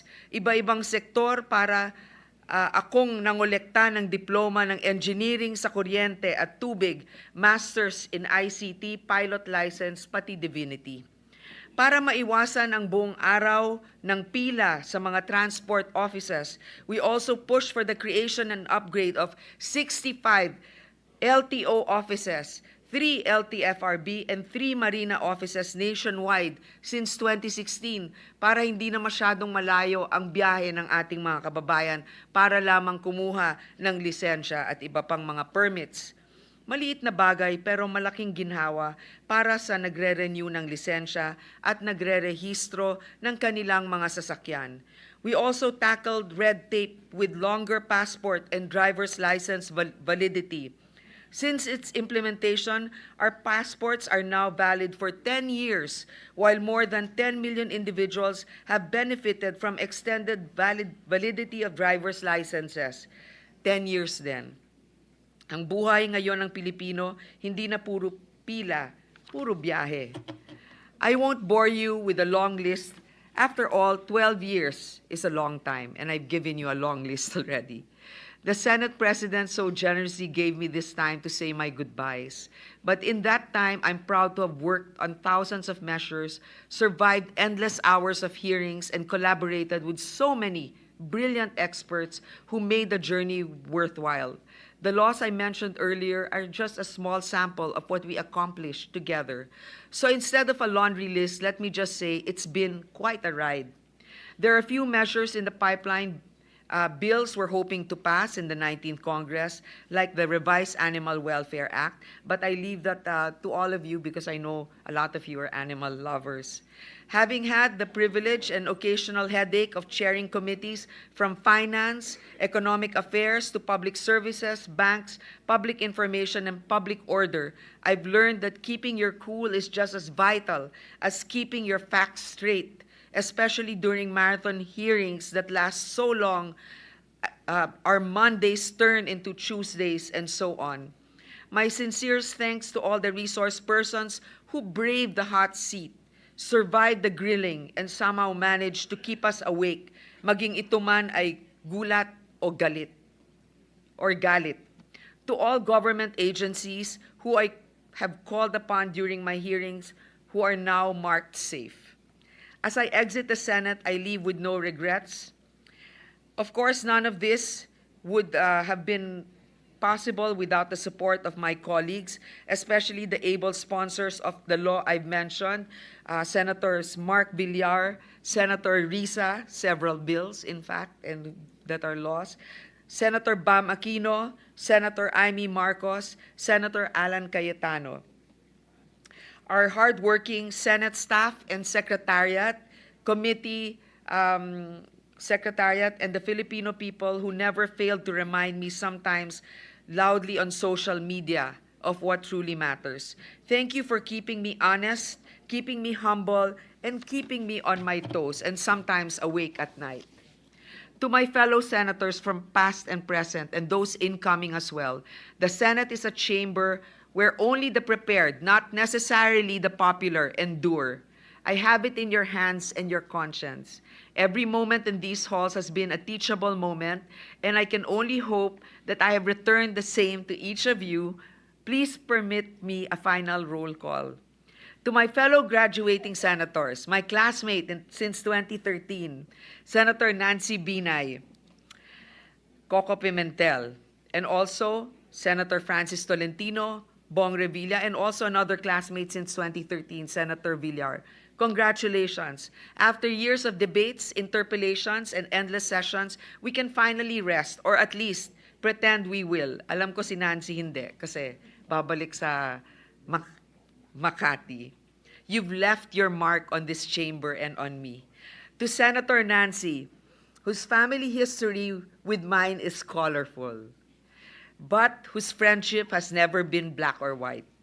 Your sharp wit and radiant smile will surely brighten Makati City Hall. Senator Nancy, even if she's seemingly quiet, has the most insightful grasp of issues and has all the inside information.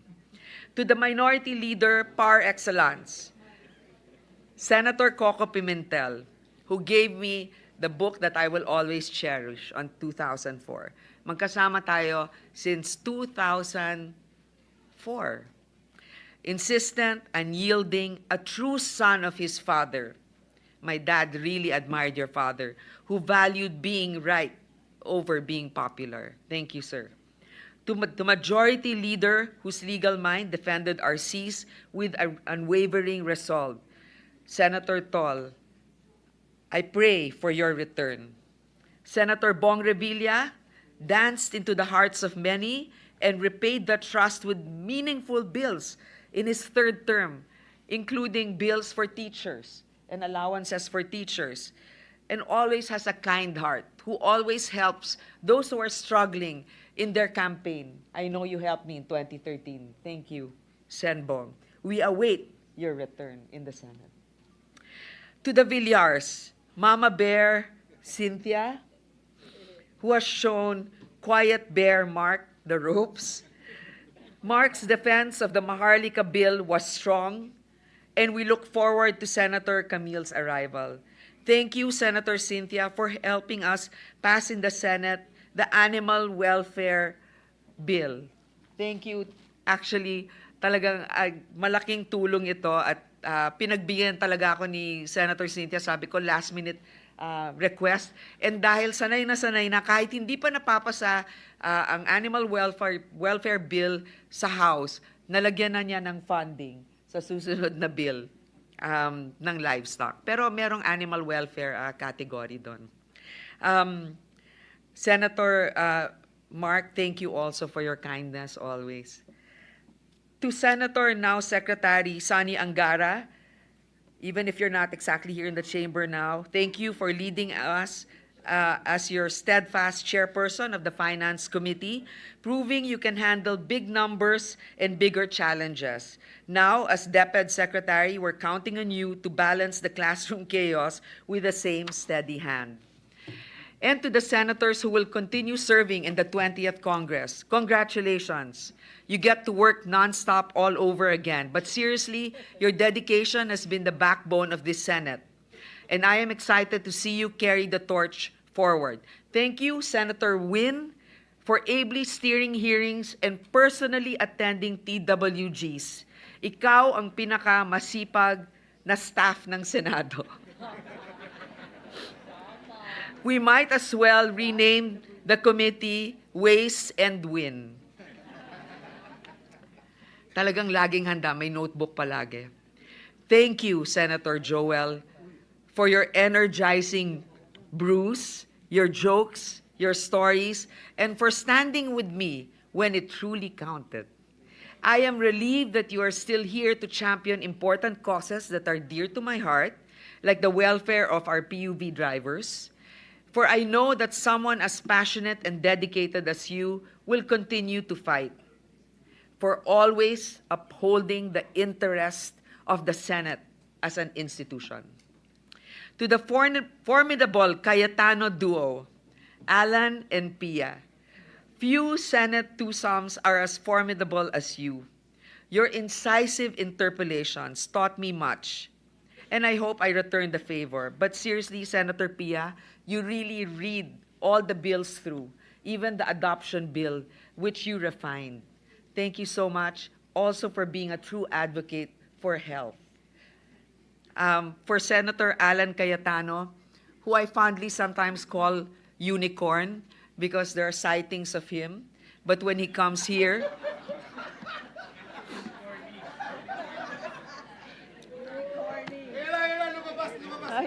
huh? Oh, there you go.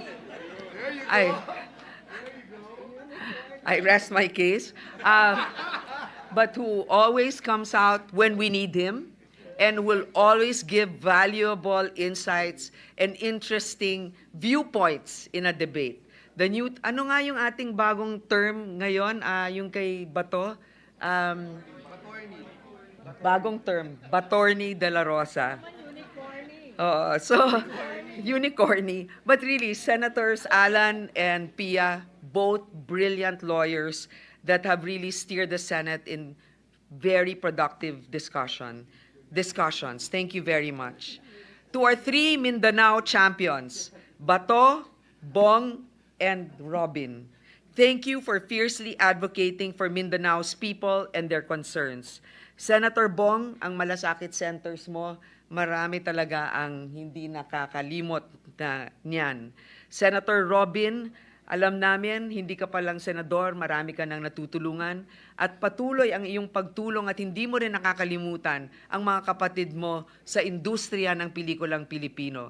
Hindi man palaging nagkakatugma ang ating pananaw, pero alam nila pinaglalaban mo sa iyong pananaw ang tama para sa ating mga kasama sa industriya. Senator Bato de la Rosa, isa sa pinaka matapang na alam ko talagang ipaglalaban kung anong kanyang paniniwala. Kasama ko sa lounge, pinakamasayang kasama sa lounge. At alam kong hindi natatakot, hindi nagtatago dahil laging handa naman siya at pag merong hamon sa kanya, cool pa rin. At yung mga batas niya na ipinaglalaban ay talagang para din sa kapakanan ng ating military, ng ating mga kapulisan. Maraming salamat. To the two sons of Joseph of San Juan, let me finally settle this.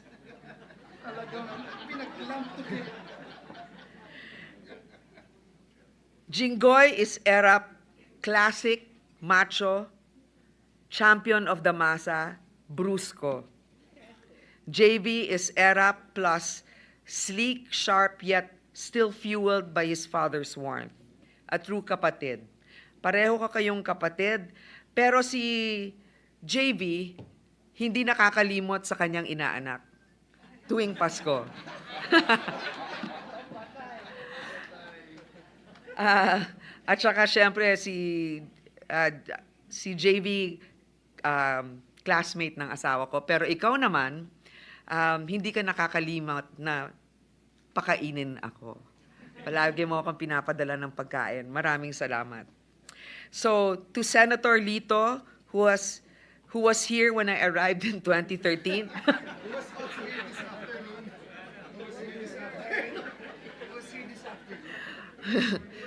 Who was here earlier, I can attest to that, and remains our steadfast pinuno today. Your pulse on the masses has softened and strengthened our legislation. To the ever-gracious Lauren Legarda, who is like fine wine, not just in looks, but in timeless causes. Hindi pa uso noon ang climate change at pinagtatawanan siya. Talagang desidido siyang ipaglaban ito. At ngayon, yan na ang isa sa pinaka-importante nating issue. Pati kultura.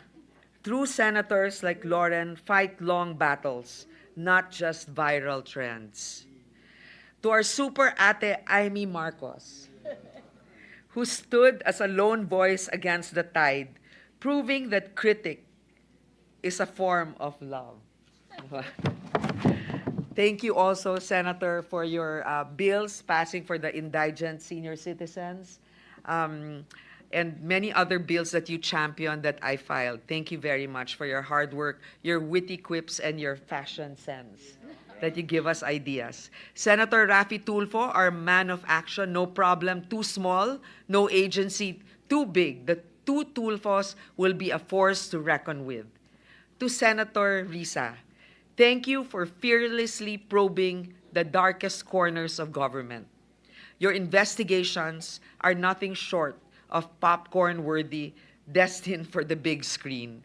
But seriously, I admire your courage. Thank you. To the esteemed Senate Presidents throughout my years here, Senate President Franklin Drilon, Coco Pimentel, Tito Soto, Mig Zubiri, and Cheese Escudero. Each of you has uniquely steered this chamber with steadfast leadership. Tito Frank, you were the best constitutional and parliamentary mentor that I could ever wish for. Tito Sen, you're the great fiscalizer that any Congress would be lucky to have. Senator Miggs, the Chairman Emeritus of CHARM. Your charm and diplomacy continue to bridge divides. And I wish that when you take a break from the Senate, you would be the wisest choice for the Secretary of Foreign Affairs. Thank you for giving me my most enjoyable time in the Senate as friends. Thank you. Senate President Cheese, I've called him many names. often behind his back. But more importantly, even if he's younger than me, he's my kuya, my confidant, a call a friend for over a decade. He stood by my father when no one else did, and by me when few believed. For everything, maraming salamat. Pero marami rin mga problema. Bagamat hindi mo ko iniiwan, hindi tayo nag-iiwanan, and that friendship has surpassed, has actually gone beyond politics. Thank you. It's really nice to see you up there. Very formal, sometimes too strict. We're not too happy about that, but masyadong micromanager, but I know that we want everything in order. Now to my special mentions. Also, of course, I mentioned already Senator Coco as a Senate President also. Now to my special mentions who also graced these halls and made my life as a senator more colorful. To former Senator Ralph Recto, the Senate's sharpest interpellator who could turn any question into another question until it turns into a full-on grilling session.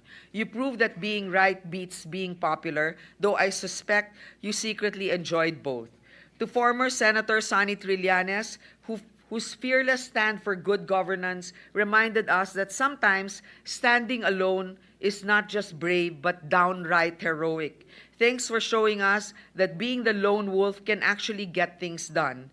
To returning Senator Bam Aquino, still fighting for educational reforms, thank you for helping me by sponsoring the National Feeding Program. I am ecstatic for your return, and I know that your return will truly be a benefit for the Senate and for the Filipino people.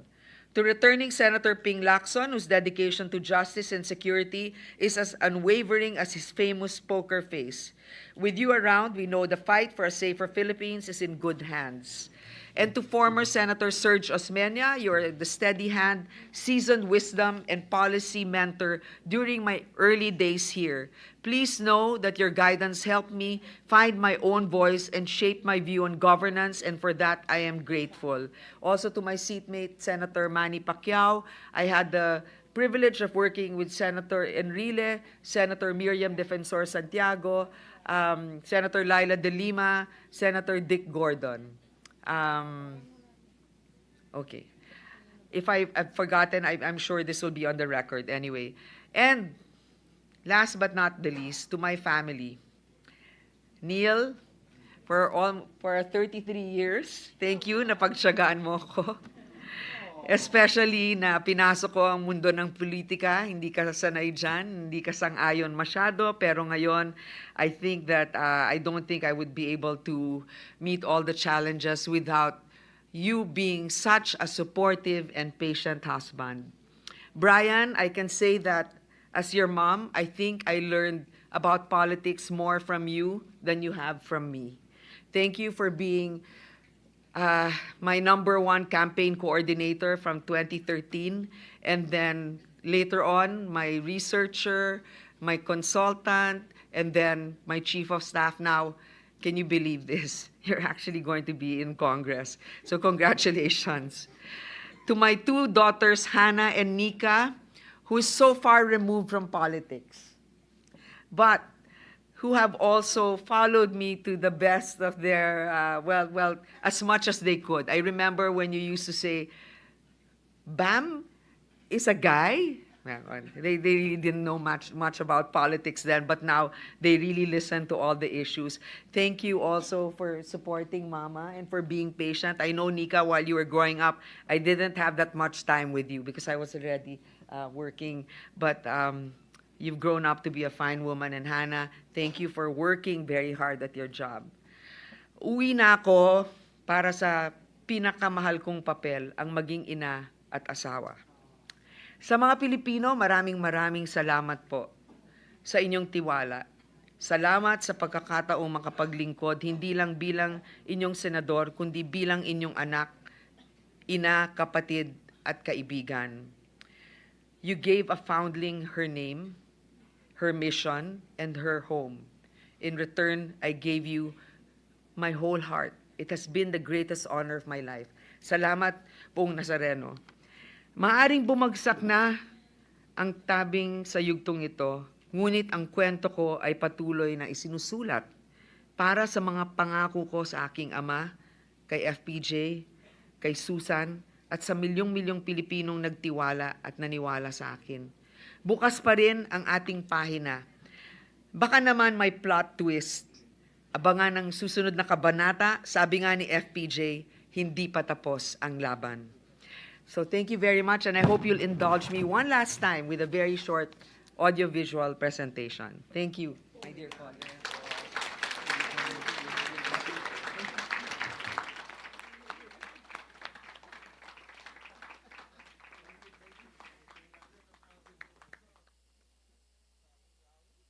Gustong maging senador para makatulong maibsan ng kahirapan.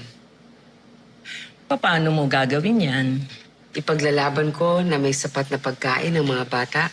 Anak, pag nagawa mo yan, matutupad na rin ang pangarap ng tatay mo. Pati rin po sa inyo. Promise yan, ha? Promise po. Pagbutihan mo. Ang susunod na kandidato ay tatak, FPJ. Kahit bagito sa politika, nanguna siya sa 2013 senatorial election. Hinihiling ko po ang inyong patuloy na panalangin para naman maisulong natin ang programang makakatulong sa pinakamahihirap nating kababayan.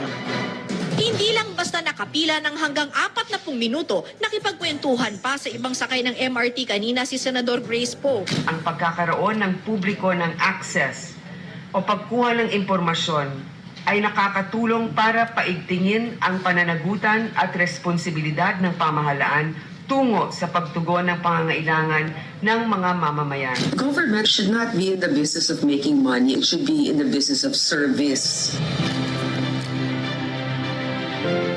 Ang ating mga anak sa public school ay meron ng magkukunan ng pagkain. Ito po ang ating investment for the future.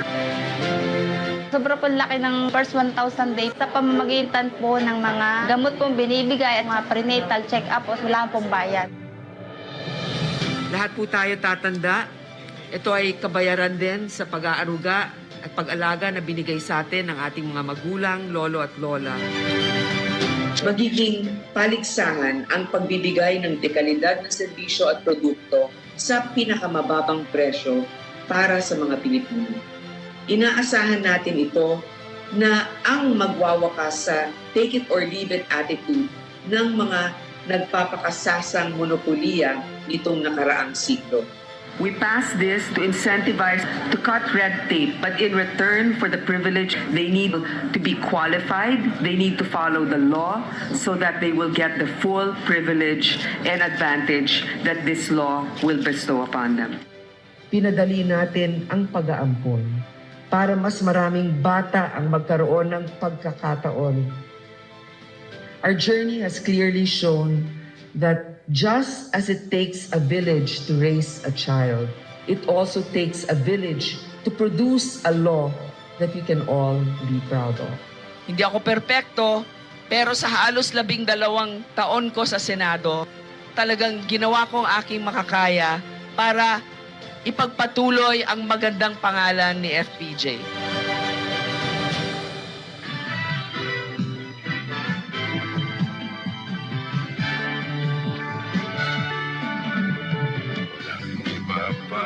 Sasarap sa pagtitinginan natin.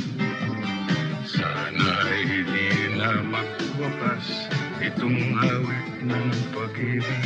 Awit natin ay wag na wag makalimutan.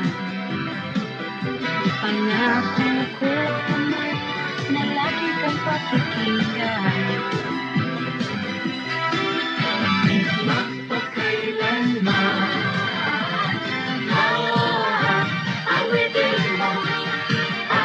Isasayaw ko,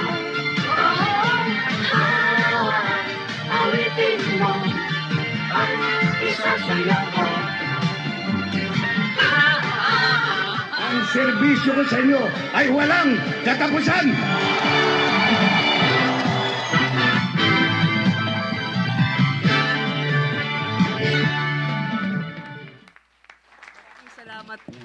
maraming salamat po.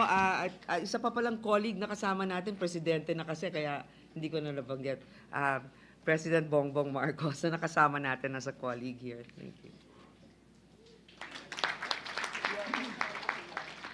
Thank you, Senator Poe. Majority Floor Leader. Mr. President, I move that we consider proposed Senate Resolution number 1378. Any objection? Hearing none, Secretary is directed to comply. Resolution commending the Honorable Senator Ramon Bong Revilla Jr. for his dedicated service and invaluable contributions to the Senate and the Filipino people during his term as Senator. Majority Leader. Mr. President, I move that we adopt proposed Senate Resolution number 1378. Any objection? Hearing none, Resolution number 1378 is hereby adopted. Majority Leader. Mr. President, I move that we recognize ang Senador Pogi ng ating Senado, Senator Ramon Bong Revilla Jr. My good friend, Senator Bong Revilla is recognized. You may proceed, sir.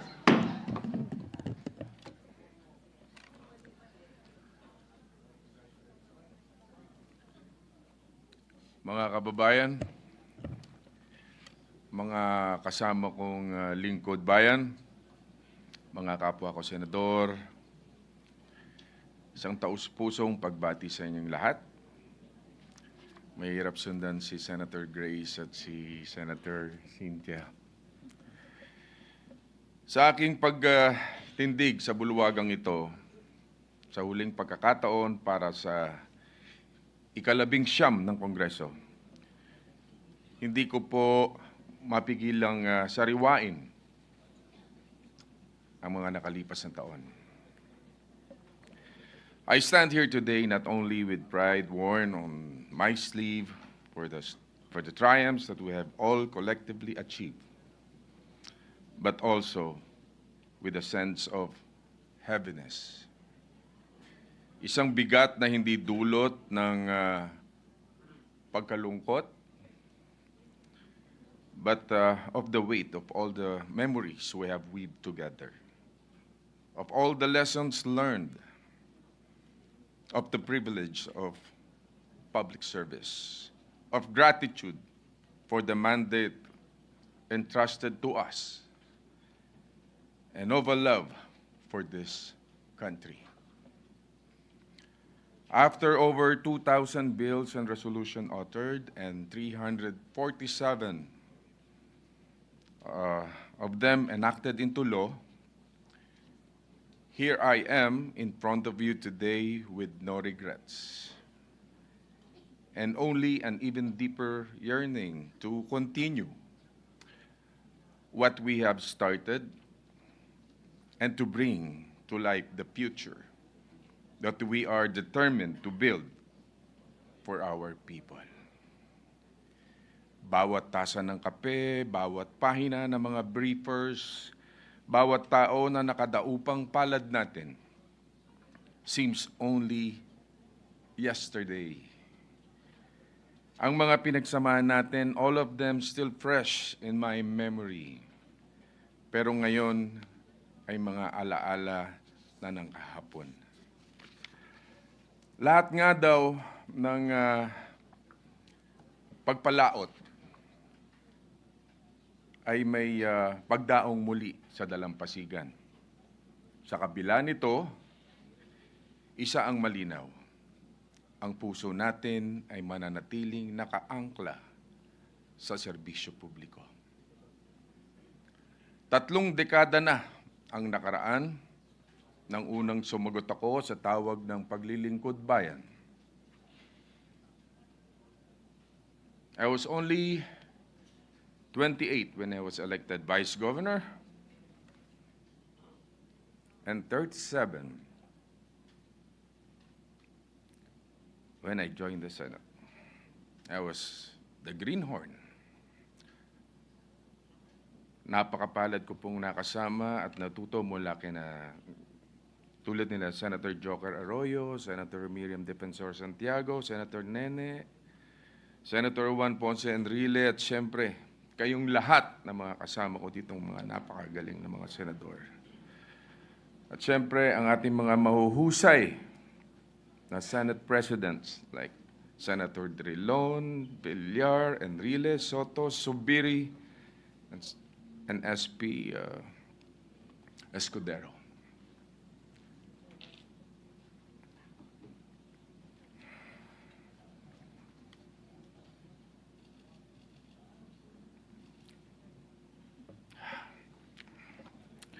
Mga leader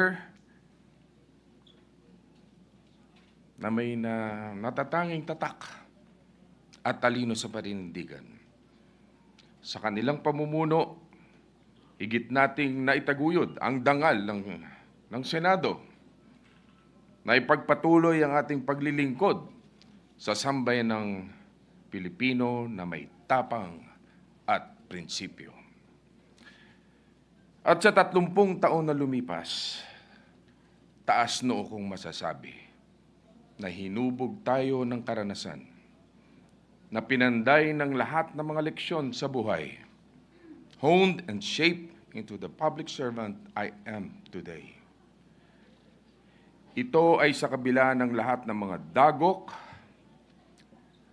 at pagsubok na waring malakas na alon na humampas sa aking paglalakbay. The truth is, there was a time I doubted ever coming back. Sapagkat hindi naman po kaila sa lahat ang aking kwento kung paano pinutikan ang aking reputasyon at pagkatao na matagal kong iningatan. The journey back here was not easy. Nagbalik ako sa Senado, hindi lamang ng may karanasan, kung hindi may mga pilat ng nakaraan. Ngunit gaya ng kawayang sumasabay ng imbay ng hangin at marunong yumuko, muli tayong tumayo, hindi lamang para sa ating sarili, kung hindi para sa lahat ng mga Pilipinong naniwala sa ating ipinaglalaban. Sila na hindi bumitaw, sila na lumamlam ng pagmamahal sa atin. For them whose faith is in us, never wavered. From them who know, appreciate, and trust our brand of service, one that is not driven by perfection, but by perseverance. Kaya naman sinuklian natin ang mga tiwalang pinagkaloob sa atin. Long hours spent in deliberation, all the times we burn the midnight oil to craft legislation that is not only beneficial, but genuinely impactful and echoing with the purposeful meaning.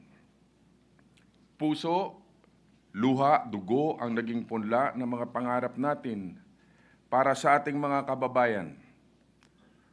Unti-unti nating pinagtulungang tuparin.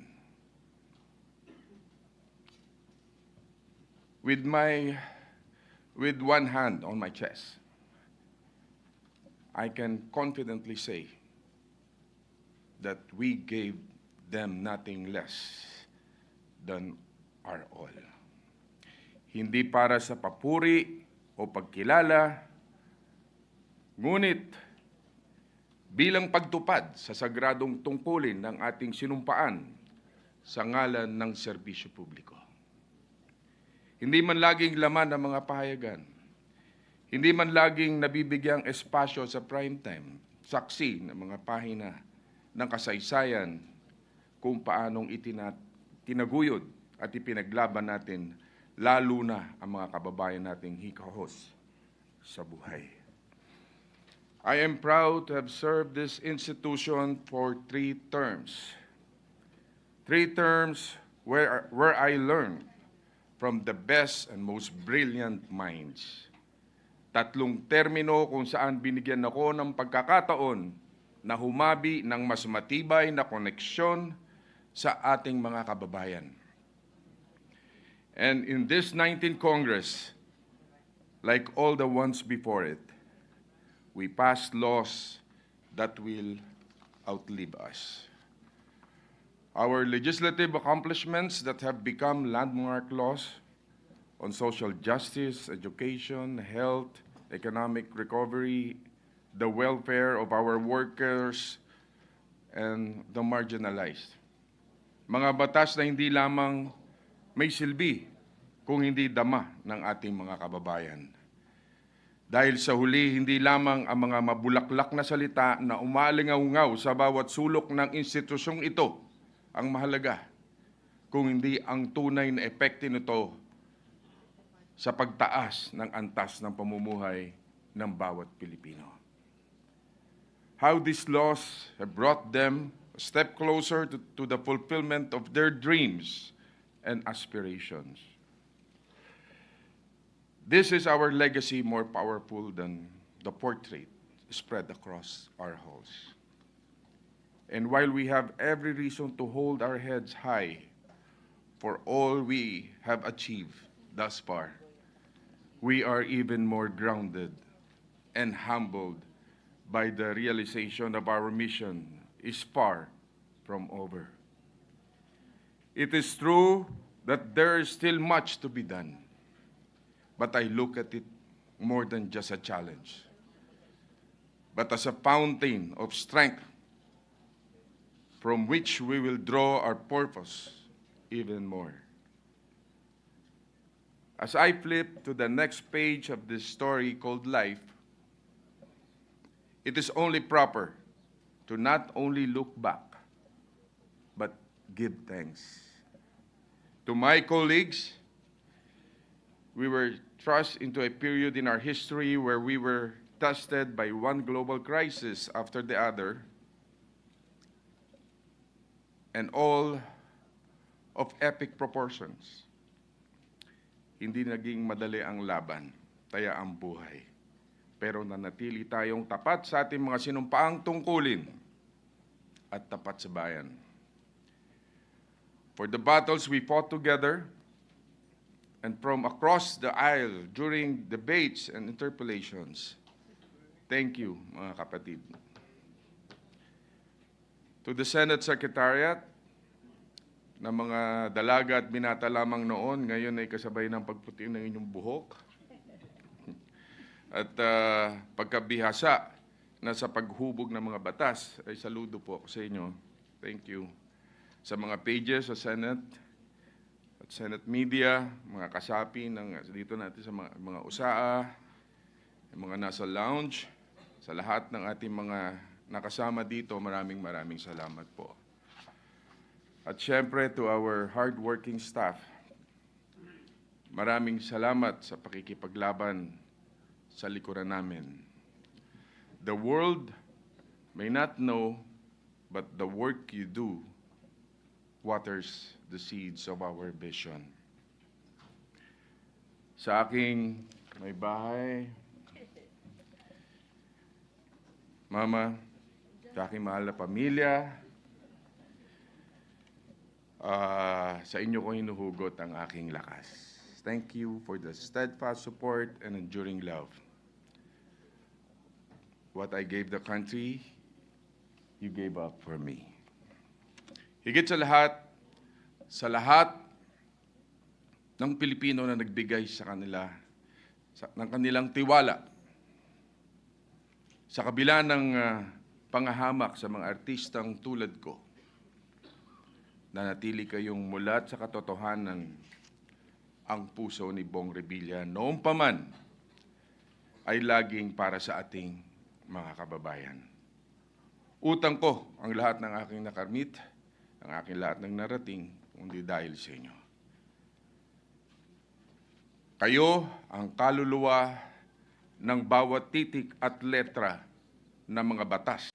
Dahil nandito lahat ang mga magigiting at mahuhusay nating senador na tulad nating mapagmahal sa bayan.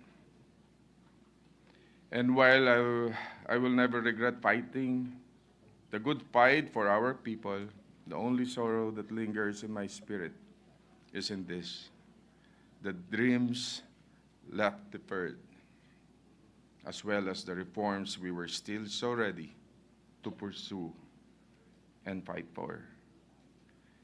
Pero sa nakatakdang panahon, alam natin na ang panghihinayang na ito ay mapapalitan ng kalinawan, na ang mga tanong ay matutumbasan din ng kasagutan. And by God's grace, in His perfect time, ang paglalagom ng yugtong ito ay magbubunsod ng pagbabaling ng bagong pahina. Isang pahina na hindi basta isinulat, kundi iginuhit ng pag-asa. Itinala ng pangarap na at ibinangon ng tapang at prinsipyo para sa sambayan ng Pilipino na sinumpaan kong ipaglalaban, hindi lamang sa buhay na ito, kundi sa bawat buhay ng ipinagkaloob ng may kapal. Hindi ito wakas kung hindi panibagong yugto na saan man dalhin ng agos ng buhay, may posisyon man o wala, lagi akong titindig para sa bansa at taong bayan. Isa ang tiyak niyong maasahan, si Bong Revilla, kung gaano ang sigasig sa loob ng bulwagang ito, gayon din bilang pribadong mamamayan. Today, maybe goodbye for some, while for others, it may be a transition. Ngunit, para po sa akin, ito ay isang kabanata lamang na lalagpasan at hindi tatambayan. And as I walk away from this podium, one final time this evening, I do so not with finality, but with renewed and strengthened resolve. Dahil ang tunay na paglilingkod ay hindi napapatid sa pagwawakas ng termino. Ito ay habang buhay na panata.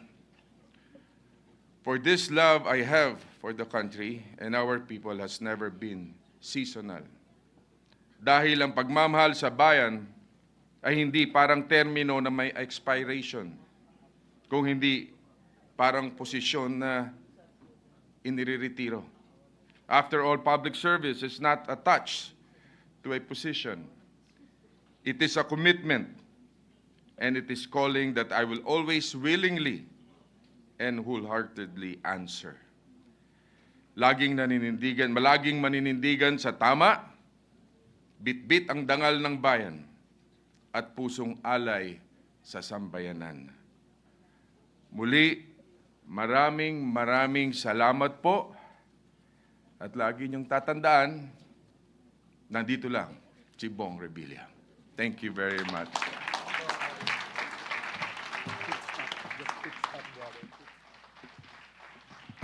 Session is suspended.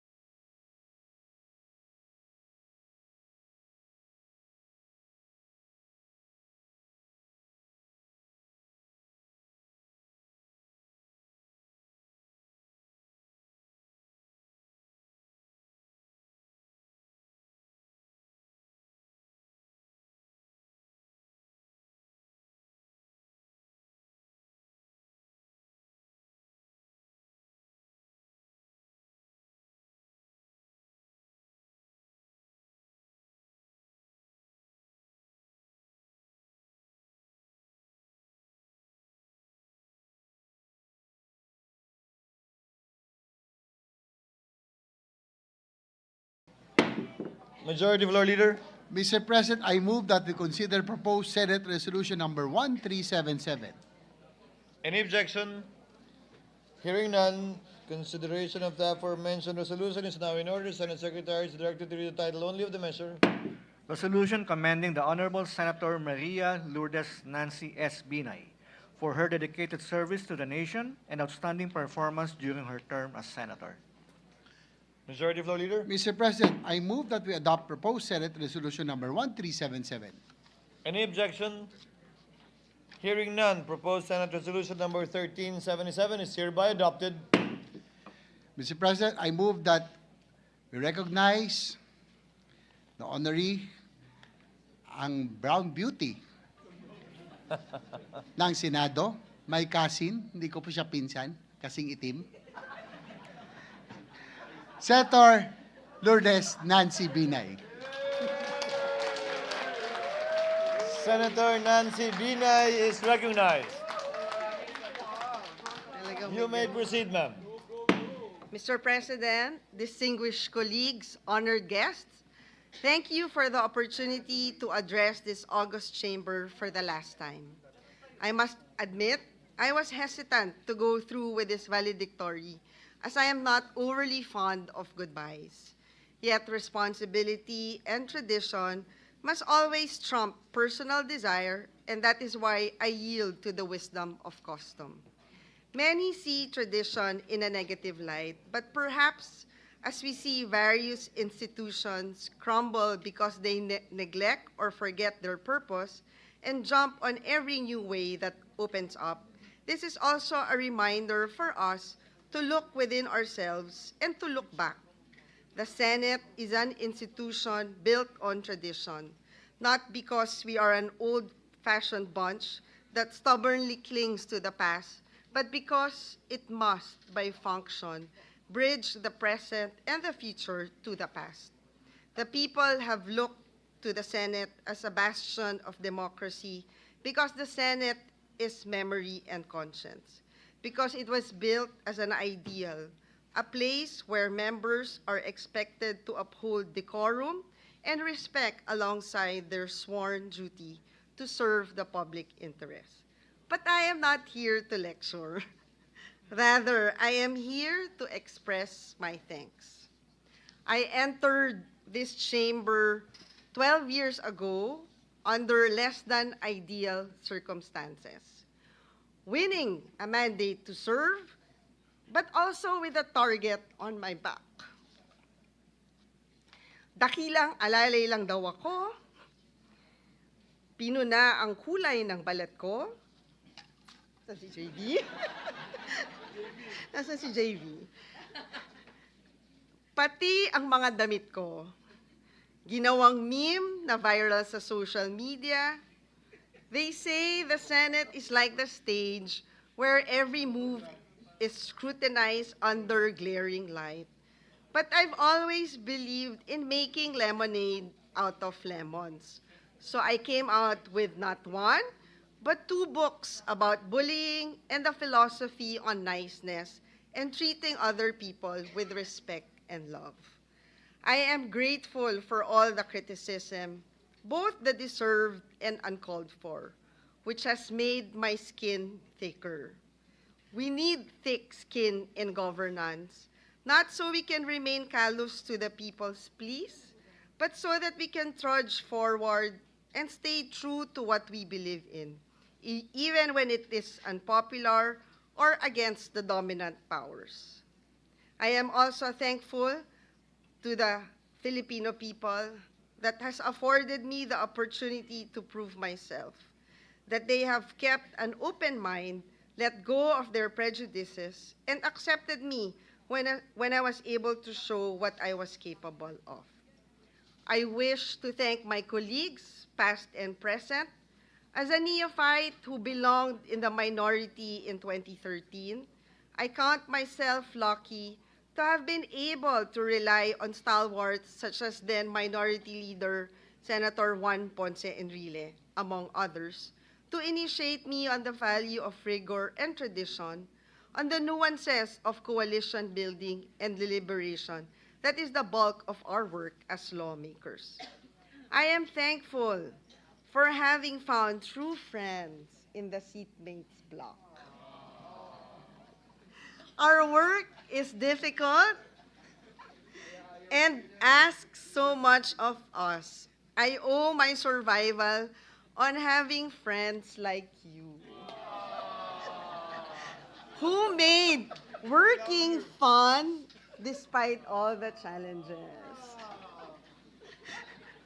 Maraming salamat sa Senate Secretariat, ang unsung heroes ng kamarang ito. Lalo na po sa mga nakasama ko noong ako'y naging chairman ng Committee on Accounts. Nakasama kong nag-iikot halos kada linggo sa new Senate building. Maraming salamat din sa mga COMSEC na na-assign sa lahat ng aking chairmanship. You are the bedrock upon which all our meaningful work is built. To my staff,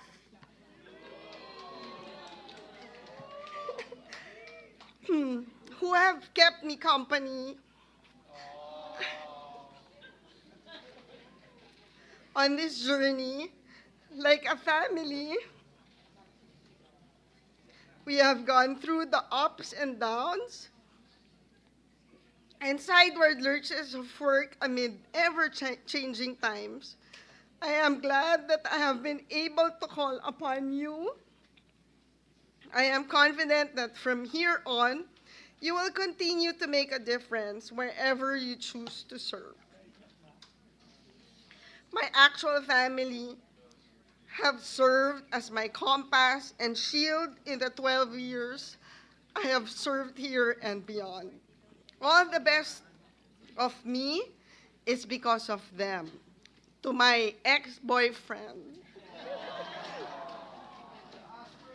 and to my children, thank you for sharing me with our people and understanding that I cannot be a full-time mom because of my other responsibilities. To my father, former Vice President Binay, and my mother, Dr. Elenita Binay, from you, I have learned much of what now guides me in service. Esteemed colleagues, I will leave it up to history to judge whether my work was deserving of my position as a senator. I came here with good intentions, armed with a notion of how to apply the teachings of my father, a lifelong public servant, the principles of honor, excellence, and service of our shared alma mater, the University of the Philippines, as well as the principles of ora et labora, instilled by the St. Scholasticus College in my formative years. I would like to believe that I tried. I have advocated various measures that are close to my heart and poured time and energy towards the many causes that our institution has taken up to serve the people. I am thankful to have been at the forefront of history, even as I mourn some of the changes that we have witnessed as a nation.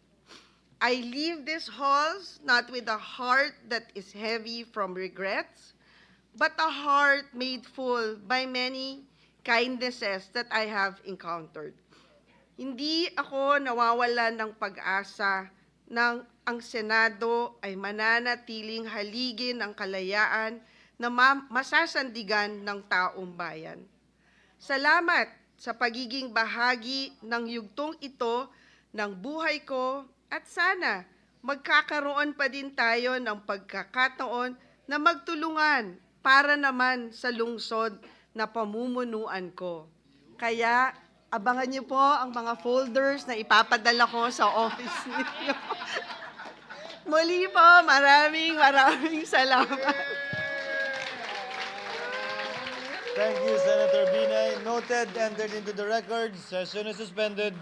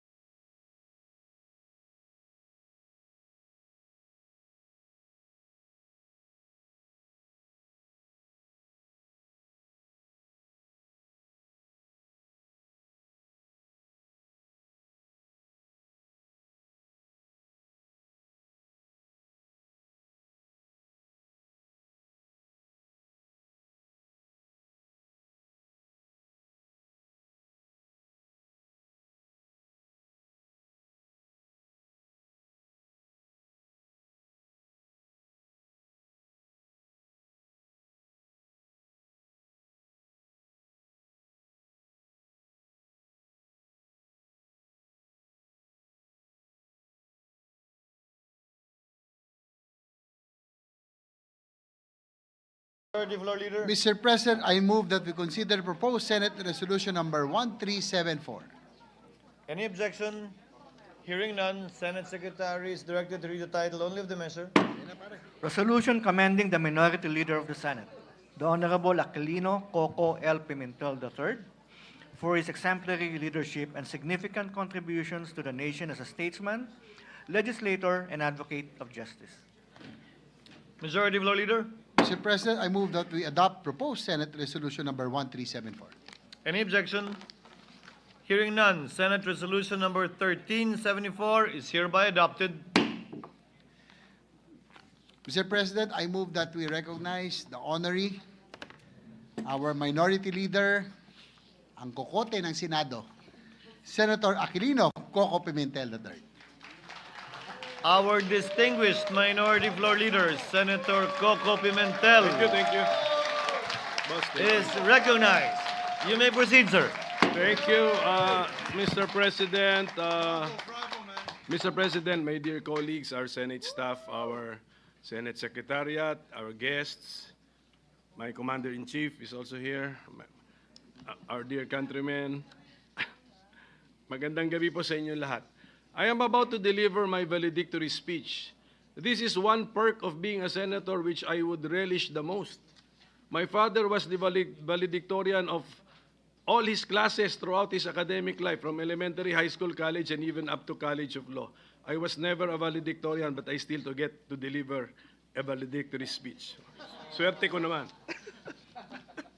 Sabi ng ating konstitusyon, sovereignty resides in the people and all government authority emanates from them. I have been blessed by God and the Filipino people with the opportunity to hold a high government position. These 13 plus years I have spent as a senator in the service of the Filipino people have been the most fulfilling years of my life. This is an opportunity and an experience not given to many. I am very grateful to the universe for this. Who would have predicted or who would have thought that this would happen to an introvert person like me? My Senate journey began not in the usual way, but through an extraordinary and unique experience that tested our resolve and faith in the democratic process. But I am grateful that what began as an electoral protest has since grown into a relationship marked by mutual respect, collaboration, and even friendship. A reminder,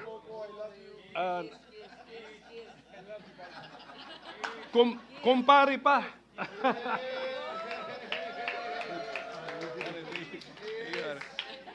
So a reminder that in the end, we are all here to serve the Filipino people. So let me go back to the decision which allowed me to be part of this chamber, Mr. President. Siguro nalimutan na nila, pero hindi ko po nalilimutan. Yung mga senador who voted to allow me to sit in the Senate in my protest way back in August 11, 2011. Pia Cayetano. So, hindi ko nalilimutan yun, Pia. So thank you very much. Bong, baka nalimutan mo na, but you were part of it. Thank you very much, Bong. And of course, returning Senator Kiko Pangilinan and former Senator Greg Onasan and Sonny Trillanes, and also Lito Lapid was a member of the set. And I just want to make it of record, Mr. President, the justices from the Supreme Court who made possible my stint as a senator, then Senior Associate Justice, the chairman of the set, Antonio Carpio, Associate Justice Teresita Leonardo de Castro, and Associate Justice Arturo Brion. So this chapter in my life, while unconventional, set the tone for the kind of public service I aspired to offer. One rooted in truth and justice, constitutionalism, rule of law, and the unwavering dedication to serve the people's interest. napansin nga ni Senator Risa Ontiveros, because this is our last day, so I'm about to end my tenure as a senator. Sabi niya, ang bookends ng political life mo, andito si Comelec sa umpisa, andito pa rin si Comelec sa dulo. So, because if you remember, my dear colleagues, last December 11, 2024, you were already congratulating me. Oh, but that was 6 months ago. So 6 months later, hindi pa rin tapos ang issue na yon. So I hope nagdilang anghel kayo nung 6 months ago, Mr. President. In 2016, this chamber entrusted me with the honor of being Senate President, a role previously held by my father, Senate President Nene Pimentel.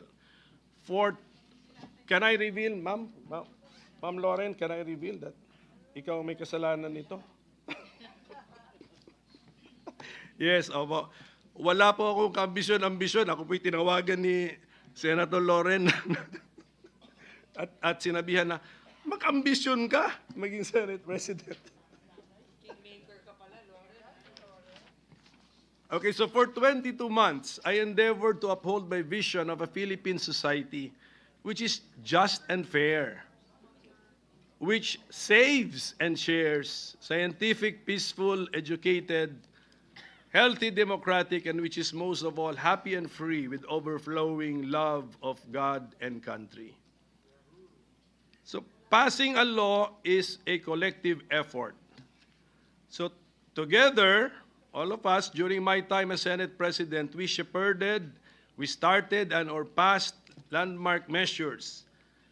Free tuition, free irrigation, the wage increases for public servants, the doubling of the base pay of military and uniform personnel, free public Wi-Fi, and extended the validity of passports and driver's licenses, care of Senator Grace Poe, the Bangsamoro Organic Act, Migs, sa'yo to, which is the effort of Migs Subiri, the universal access to quality tertiary education, the train law, especially that aspect which lowered personal income tax rates, the ease of doing business, Mental Health Act, to name a few. I would also like to thank all of you for helping me pass and/or for designating me to be the sponsor or co-sponsor of many other laws involving creation of courts, the NBI Modernization Act, the Estate Tax Amnesty Law, the Retail Trade Liberalization Amendments, the creation of the Department of Migrant Workers, sa'yo to, Joel, the Creative Industries Development Act and the Centenarians Act, both laws with the help of IME, the Government Procurement Reform Act, the Archipelagic Sea Lanes Act with the help of TOL, among others. One of the great privileges of serving in this chamber has been meeting and learning from some of the finest minds in our country's political and legislative history. I am grateful to have learned from their wisdom and, of course, from your wisdom, my dear colleagues, and your wit and your statesmanship. My time as minority leader has been most fulfilling too. I have learned a lot having been forced to read almost all of your bills. Totoo. Pero hindi kaya. Kaya I said almost all. So I thank my compatriot in the minority of two, Senator Risa Ontiveros, for electing me as the minority leader. Ganun kasimple yung aming eleksyon, actually, Mr. President. So, iwan ko na lang po sa inyo bilang pakiusap ko ang mga panukalang batas na na-file ko na sumasalamin sa aking mga personal na advokasya, kabilang dito ang pagtatag ng ospital para sa mga senior citizens. Saan si Senator Bongo? Sana pansinin naman niya ito. Ang modernisasyon ng Philippine Orthopedic Hospital. Ito, pag-isipan niyo po ito na mabuti, ang pagbuwag ng travel tax. Because, nasa Constitution kasi that we have the right to travel, so we do not tax a right. At ang integrasyon ng computer programming sa basic education curriculum. Sinusulong ko rin ang reforma sa People's Initiative and Referendum Act, pakitingin na lang po. And also I filed some measures designed to discourage negligence and recklessness, itong tinatawag na mga quasi-offenses, sa dami ng mga aksidente ng mga bus, mga heavy vehicles leading to injuries as well as loss of lives. Pag-aralan po natin ito. Marami akong lessons learned. For example, saan ako nagkamali, paano nyo kami nautakan, oh. Yes, paano nautakan ng majority ay minority. Tapos, actually may pagkakamali kami na present kaming dalawa. Kung absent yung isa, meron sana kaming parliamentary maneuver na nagawa. Pero hindi ko na muna i-detalye, ikwento lahat ito. Kasi ang bala ko isulat ito sa isang libro para naman merong pang bumili ng libro ko. Okay? So I owe this journey to many. Hindi ko po ito narating ng mag-isa. So to my colleagues, all of you, so if I look around, I think I've spent enough time in this chamber and I've been siguro so involved in your professional lives that I think I have personal relationships with all of you. Actually, with all of you. Ito, si Sila Bato, si Bongo, si Robin. May kaso pa nga kami. We are fighting over a political party. And because of that, I have been forced to look for another political party. So party mates ko na, Tita Cynthia, Amy Marcos, Mark Villar, Pia Cayetano. So I really have, I believe I have personal relationships with all of you. So I want to thank all of you. The Senate is not a place for echo chambers, but for courageous discourse. In diversity, we find democracy's heartbeat. Salamat for debating with me. I learned a lot from using my kokote. And I believe this is also an anti-Alzheimer's measure. Diba? So, maraming salamat po muli sa inyo lahat. Pero siguro, kung meron man nasaktan sa 13 years ko rito sa Senado, kasi siyempre na-involved din tayo sa some highly political issues eh. Kung meron pong nasaktan sa aking mga kilos, nasabi, actions, or na-file, I beg for your understanding. And I pray that with the passage of time, you will find it in your heart to forgive me. So ganun lang po. If ever lang. If ever. Okay, so I'm assuming meron kasi lahat tayo dito, sensitive eh. Karamihan sa atin rito sensitive. So, basta ulitin ko to my dear colleagues, I really thank you. No? You have been all very kind to me. You have been all very good to me. And you have been all, i-all ko na lang para hindi na natin isipin. You have been all very generous to me. Okay. To the Senate Secretariat and staff, the OSAA, even our cleaning staff, thank you for keeping this institution alive day in and day out. Your work, often unseen, ensures that the Senate remains a bastion of democracy. Lahat po tayo may ambag to making the Senate a bastion of democracy. So to my own staff, sana staff ko, may andito konti, okay. Thank you for making me more efficient by multiplying the number of my mini-me's. Ayan. Yan sila. So, I hope meron po kayo I hope meron kayong natutunan sa time ninyo sa akin, and congratulations to all of my staff who have been hired by incoming senators. So to my family, Kat is here. Kat, my wife, she's the commander-in-chief I mentioned earlier. My mother, si Nanay Bing, of course my siblings, and my classmates and my close friends. Your faith in me has been my anchor. Public service demands long hours and personal sacrifice. Thank you for your prayers, understanding, and actual support. To the people of the Philippines, you entrusted me not only with votes, but with your hopes. I hope my service has honored that trust. Though I leave this chamber, I remain your public servant in my capacity as a lawyer and as a concerned and involved citizen, advocating for federalism and faster local development, for a just and fair society, and for preferential focus on the poor.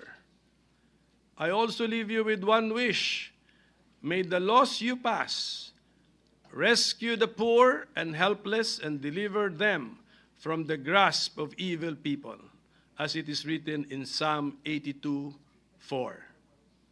I leave carrying with me the lessons from this chamber, the friendships I have made, and the love I have deepened for this country. Public office is borrowed time, and my time here, though ending, will always remain a chapter I will cherish. It has been the honor of my life to serve you as Senator of the Republic of the Philippines. Maraming salamat po sa sambayanang Pilipinas. Thank you, Senator Pimentel. Duly noted and entered into the record. Session is suspended.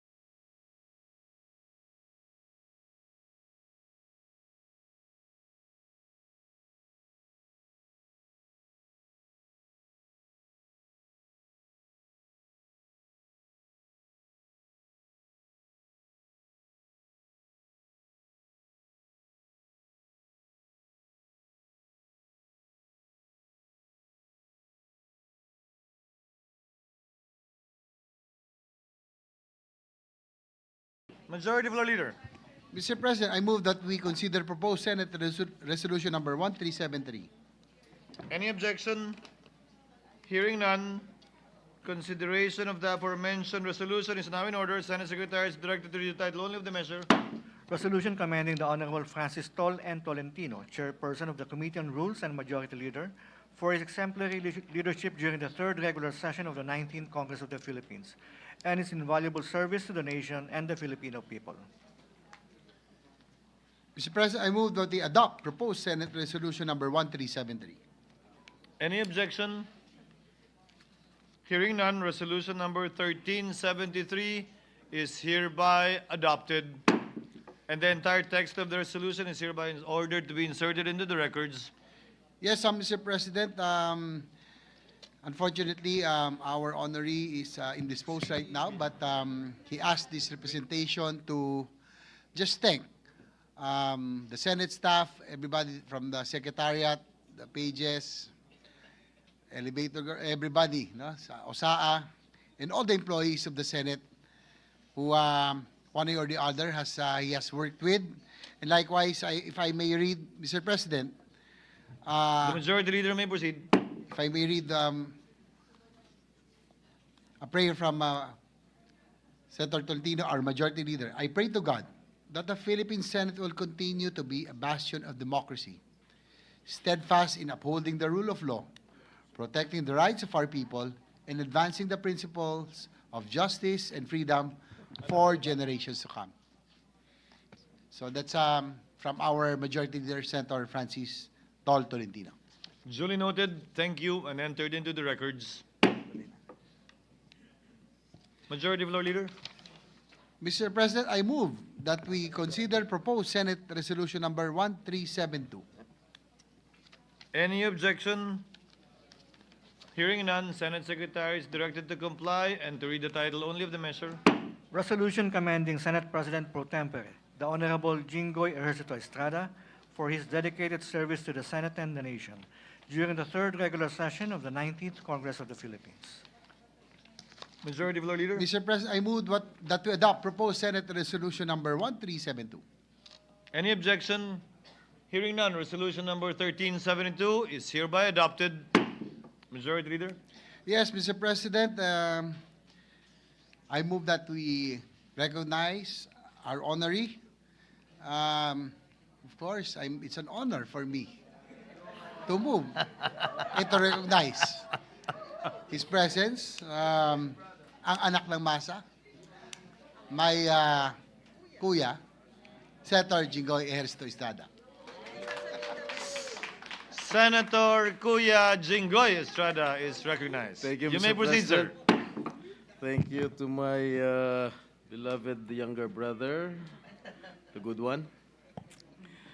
I am truly honored and at the same time deeply humbled by the gesture of the Senate leadership, in particular Senate President Escudero, who authored proposed Senate Resolution number 1372 commending this representation. Nagpapasalamat ako hindi lang sa mayorya, kundi pati na rin sa minorya sa pagkakataon manilbihan bilang inyong Senate President Pro Temp para sa third regular session ng 19th Congress. It is an honor to serve as this chamber's Senate President Pro Temp for a number of times already, the 14th, 15th, and presently in the 19th Congress. To be recognized by my fellow legislators, whom I hold in highest regard, is something that I will always treasure. Iba-iba man ang ating pinanggaliang partido at paninindigan sa mga issue, pinatutunayan ng Senadong ito na tayo ay nagkakaisa para sa layunin na mayangat ang antas ng pamumuhay ng ating mga kababayan. And lastly, I share this commendation to all those who stood by me for their unwavering support and encouragement throughout this journey. Maraming salamat po, Ginoong Pangulo.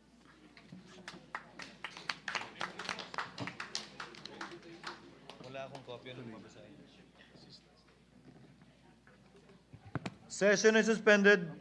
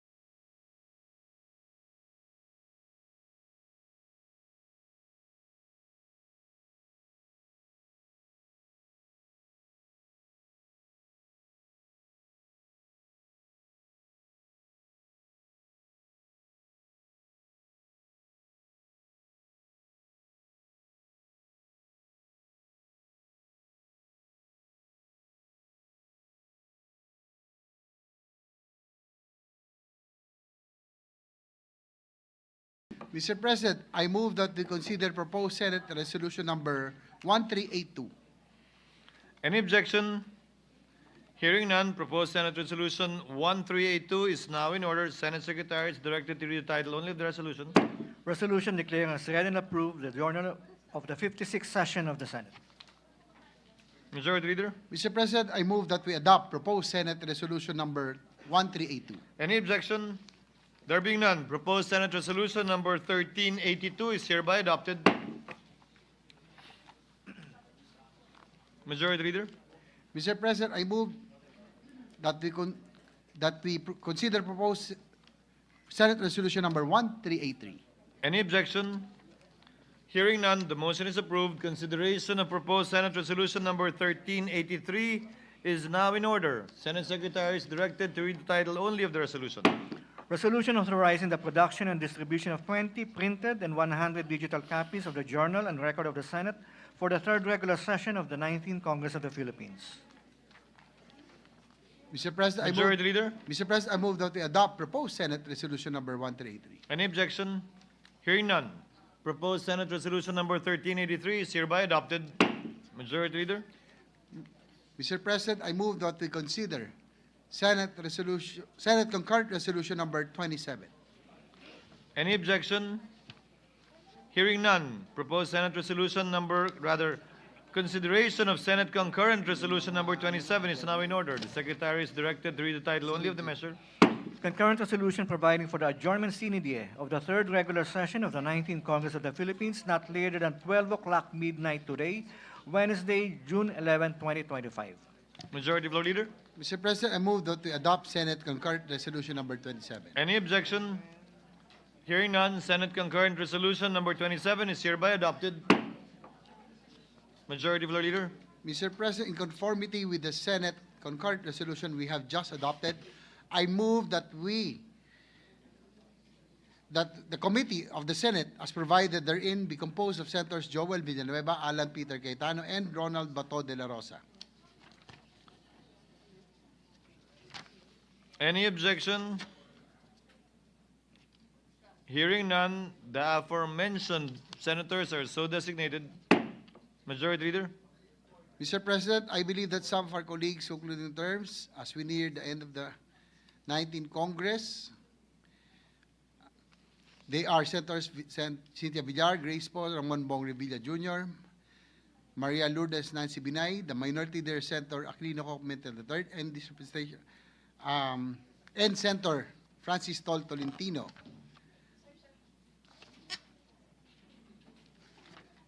Session is suspended.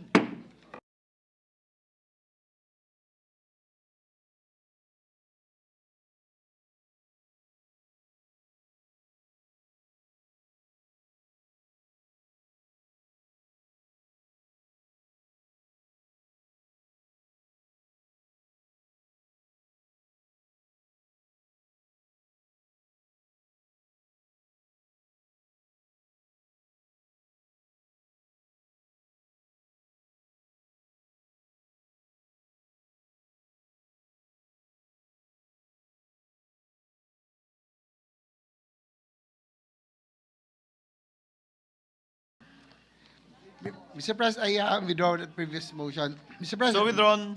we are in receipt of the Conference Committee report on the disagreed provision of Senate Bill number 3000 and House Bill number 10270, the bills institutionalizing the career progression system for public school teachers and school leaders and appropriating funds therefore.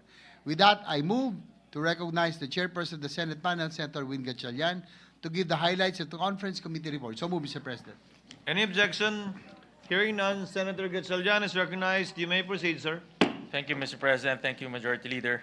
Mr. President, distinguished colleagues, as the lead conferee of the Senate panel, I have the honor of submitting for ratification a copy of the Bicameral Conference Committee report on the disagreeing provisions of Senate Bill number 3000 and House Bill number 10270, otherwise known as the Career Progression System for Public School Teachers and School Leaders Act. The Senate and the House panels have met and discussed every possible way to work out a reconciled version of our respective bills. Through this proposed measure, we seek to institutionalize the career progression system for public school teachers and school leaders, aiming to promote their professional development and career advancement. It provides a structured pathway for career growth, whether in teaching or school administration, anchored on merit, competence, and professional standards. To expand advancement opportunities, the Department of Budget and Management is mandated to create new position titles for Teacher 4, Teacher 5, Teacher 6, Teacher 7, Master Teachers 5, Master Teacher 6, School Principal 5, and include the same in the Index of Occupation Services, occupational groups, classes, and salary grades. Equally important, the bill aligns salaries and benefits across teaching and school administration career lines. Under this proposed measure, a Master Teacher 2 will now have the same salaries, benefits, and other privileges as a School Principal 1. A Master Teacher 3 will be equal to School Principal 2, and Master Teacher 4 to School Principal 3, and Master Teacher 5 to School Principal 4, a Master Teacher 6 to School Principal 5. And to ensure inclusivity, the bill also mandates free support programs for those who may not initially meet the assessment standards, reaffirming that no teacher or school leader will be left behind. Mr. President, these are just among the salient features of the proposed measure. Sa kabuuan, ang panukalang ito ay higit pa sa reforma at istruktura. Isa itong pagkilala na matagal nang hinihintay ng ating public school teachers and school leaders na sa bawat pagsusumikap nila nararapat lamang na may malinaw na landas na pag-unlad.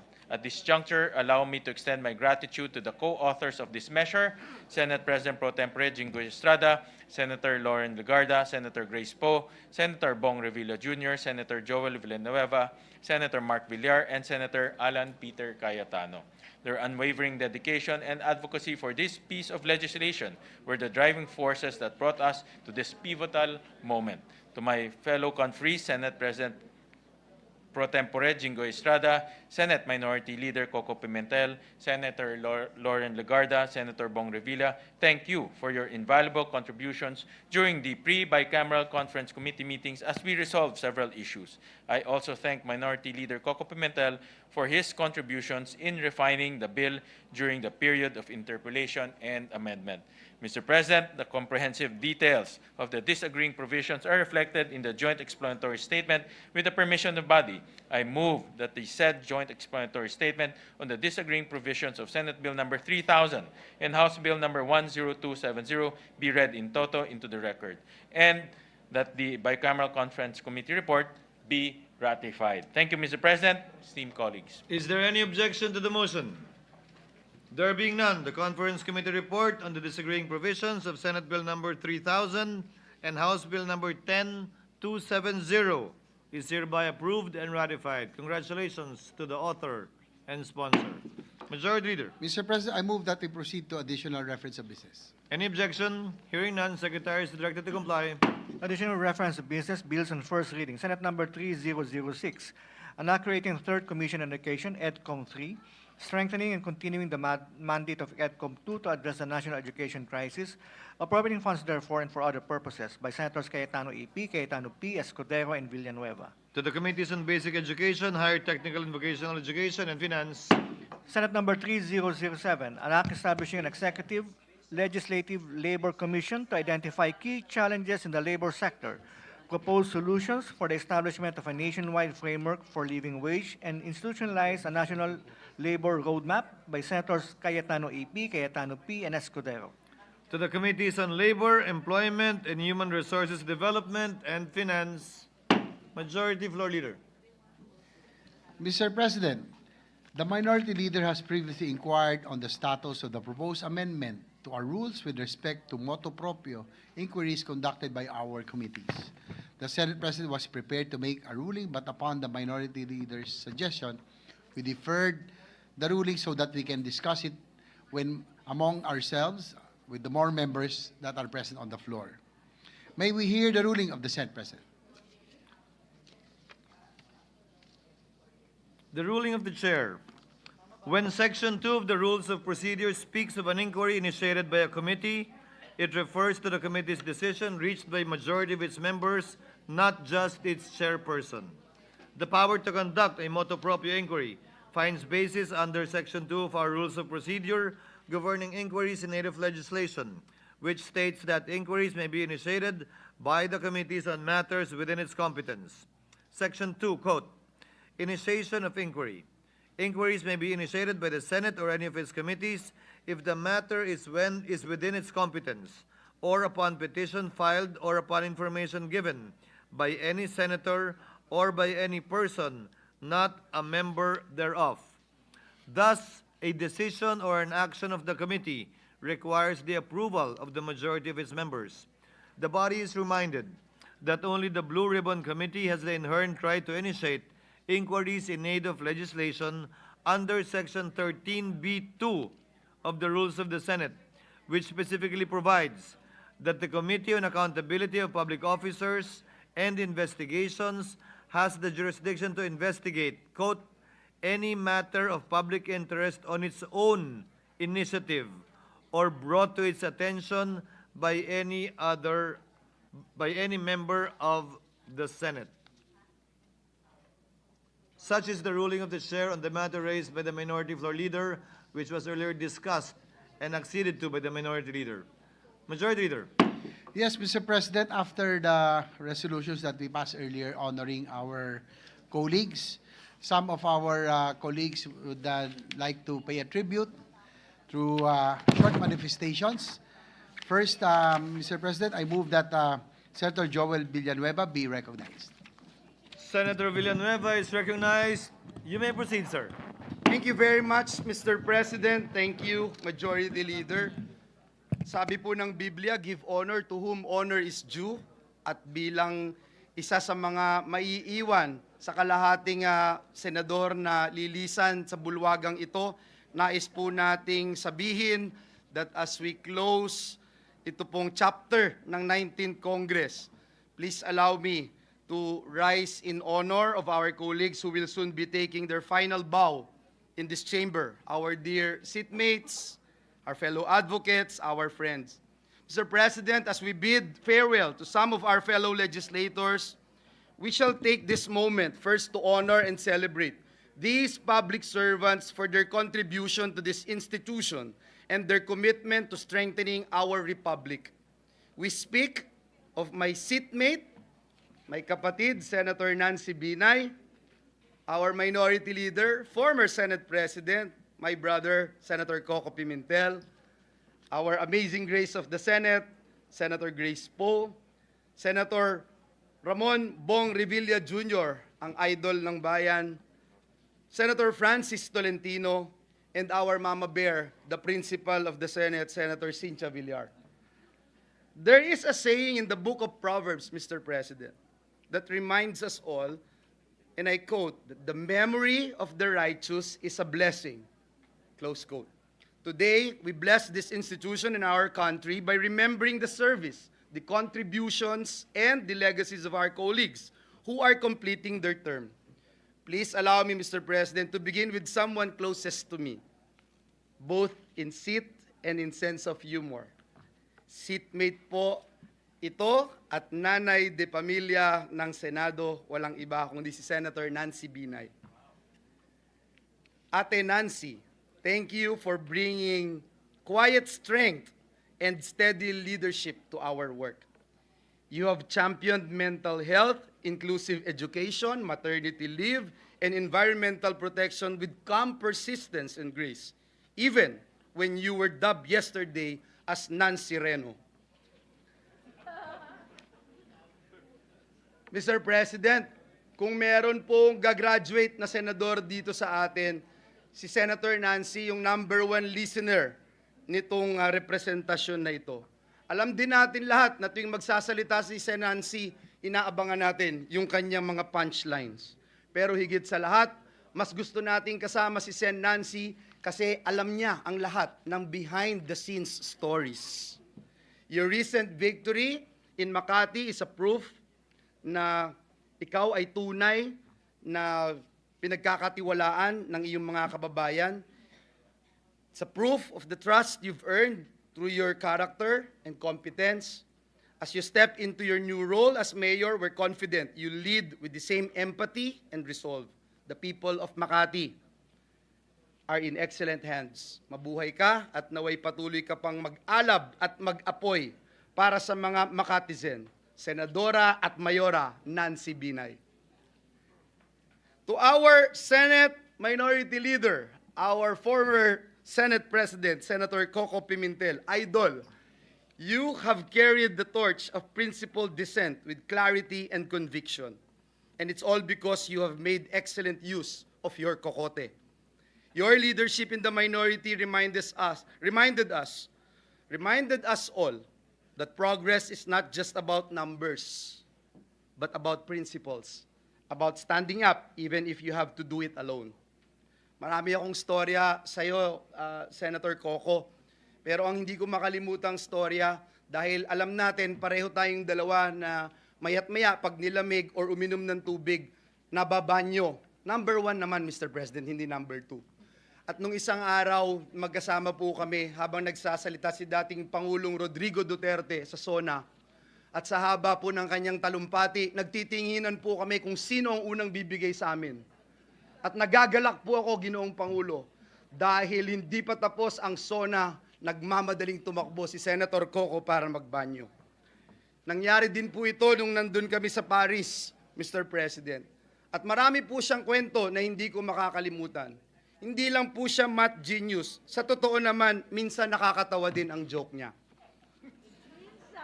Mr. President, kung akala ni Senator Coco, mamimiss natin siya, tandaan lang po niya na mas mamimiss natin si Kat, lalo na ang masarap na kare-kare niya. Senator Coco, thank you for always reminding us that a healthy democracy needs a strong, reasoned, and constructive opposition. You have surely shaped the degree and caliber of debates held in this session hall. At ako po yung isang buhay na patotoo sa iyong mga interpellations. We look forward to engaging in meaningful discourse with you in the future, perhaps not from standing behind the Senate pulpit, but as former colleagues, and more importantly, as a brother in Christ and as a good friend. And to our amazing grace here in the Senate, Senator Grace Poe, working with you has been a true honor. We stood together on measures that expanded access to critical digital and economic opportunities, from SIM Registration Act to the establishment of the Bulacan Airport City Special Economic Zone. Thank you very much, Senator Grace, Ate Grace, for championing laws that modernize the way Filipinos live, move, and connect. It is a privilege to join you as both co-author and co-sponsor of measures that will create long-term opportunities, especially for our kababayans in the provinces. Hindi ko makalimutan at hindi ko makakalimutan nung bumisita ka sa amin sa Bulacan, kasama si Senator JV, Senator Nancy, Senator Mig, Senator Sani Angara, at sumakay tayo sa maliit na bangka doon sa San Rafael. At dahil malakas ang alon, napagtripan ka namin na ikaw ang umupo sa harap. At dahil sa lakas ng alon, ikaw ay basang-basa, kaming lahat tuyong-tuyo. At ang pinakamaganda doon, walang damit na dala si Senator Grace Poe. Kaya doon nyo po makikita kung gaano ka cowboy at kadali kasama si Senator Grace. Senator Grace Poe, hanggang ngayon, Senator Grace, hanggang ngayon, ang wish ko pa rin mapanood at mahanap na pelikula, mapanood ko na yung pelikula mong Durugin si Totoy Bato. To Senator Bong Revilla, idol, pogi ng Senado, tiyak na marami ang lubos na malulungkot at madidismaya, lalo na ang taong bayan dahil mababawasan tayong mga gwapo dito sa Senado. But kidding aside, maraming salamat sa iyo, idol, sa iyong dedikasyon para sa kapakanan ng mga estudyante at guro. Natatandaan ko yung mga committee hearings natin. We stood together hanggang dito sa plenaryo, lalo na in pushing for the No Permit, No Exam Prohibition Act, the New Philippine Passport Act, and of course, the Kabalikat sa Pagtuturo Act. A law very close to my heart. We also work hand in hand, Senator Bong, for job creation through the Trabaho para sa Bayan Act. And again, hindi makakalimutan ng sambayanan. At tunay na nagpapasalamat kaming lahat for your heart for teachers, learners, and workers. Your stint as a senator of the 19th Congress will now be recorded in one of CAP's amazing stories. Kaya saludo po kami sa iyong puso para sa bayan at mamimiss ko ang mga missed calls mo at palaging pagpapadala mo ng masasarap na prutas galing sa iyong farm at ang iyong pagtuturo para ako'y maging isang ganap na farmer. Sa ating kaibigan, Senator Francis Tolentino, kung meron pong certified lifelong learner dito sa Senado, walang iba po yun kung hindi si Senator Tolentino at patunay dyan ang 3 Master of Laws degrees niya. Your work, Senator Tolentino, on maritime zones and the protection of our archipelagic integrity reflects a deep understanding of our national sovereignty and a commitment to safeguarding it. Patunay dito ang kanyang mastery, Ginoong Pangulo, sa mga mapa ng Pilipinas na dinadala niya pa rito sa plenaryo. At pag nagtuturo siya, naaalala ko ang mga boring teacher ko nung ako'y nag-aaral pa. At tingin ko po, nag-work ang law of attraction ni Tolentino dahil sa wakas, nalagay na ang West Philippine Sea sa Google Maps.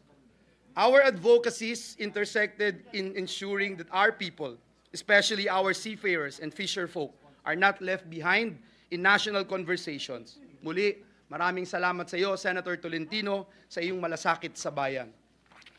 Last but not the least, finally, how can I forget my ninang, Senator Cynthia Villar, ang paboritong ninang ko sa kasal? Bakit ba tuwing nakikita nyo kaming dalawa, distinguished colleagues ni Senator Cynthia, pinapaalala nyo sa kanya yung mana ko? Hindi ko ginagawa ito dahil dun. Hindi po ako nag-aalala na baka hindi na ako makapamasko sa inyo, Ninang. Dahil nandito naman ang aking kinakapatid na sina Mark at Camille, no problem. We thank you, Mama Bear, for your tireless work in the agriculture and environment sectors. Ninang, napakadami kong natutunan sa iyo. Sa mga pag-upo ko, sa iyong pagdinig, sa 2 komite na ito, pati kung papanong magtimpi at kung kailan po pwede nang sumabog. At natatandaan ko po, nung binigyan ko kayo ng isang basong tubig habang medyo hindi malamig ang inyong ulo, nasabi nyo, napakabait talaga ng inaanak ko at pamamanahan ko yan. Nasa record po yan ng Senado. At makikipagpatayan po ako, Ginoong Pangulo, pagka may naghasik o nag-isip, may intensyon na tanggalin yan sa records of the Senate. Senator Villar, you have been a reliable advocate of our farmers and fisherfolk.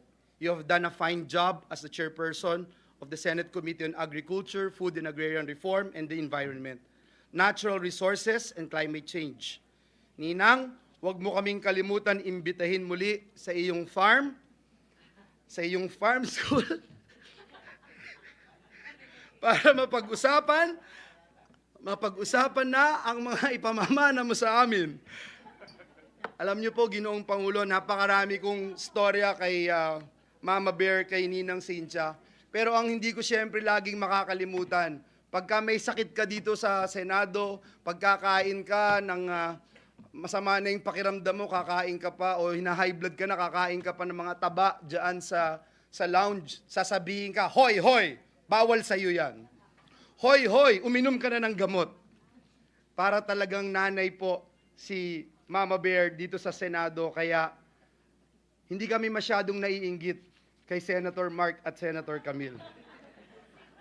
We shared common ground in championing landmark measures like New Agrarian Emancipation Act, the Philippine Salt Industry Development Act, and the Anti-Agricultural Economic Sabotage Act, all crucial to protecting our food security and promoting rural development. Senator Cynthia Villar, maraming salamat po also for supporting our efforts on education with your authorship of the Enterprise-Based Education and Training Framework Act.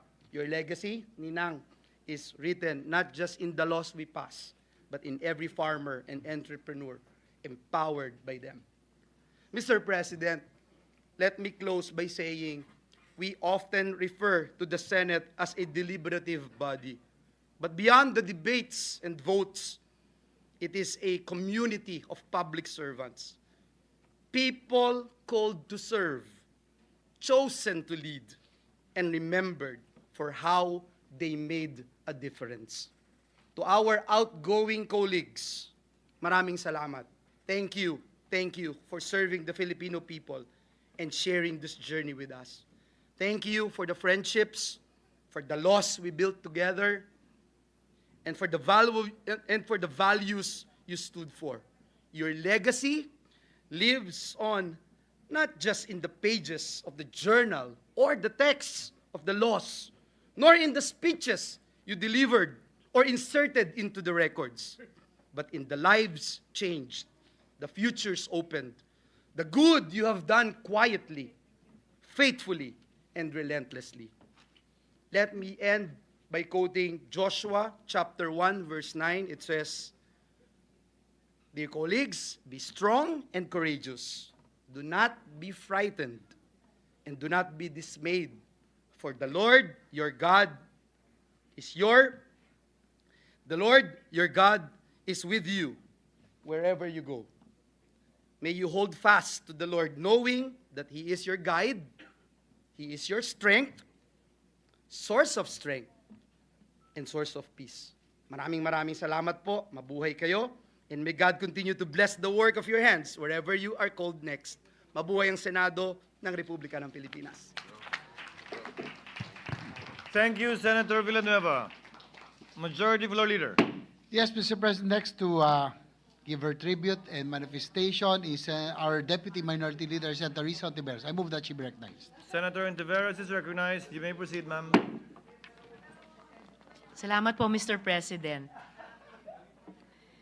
Mr. President, esteemed colleagues,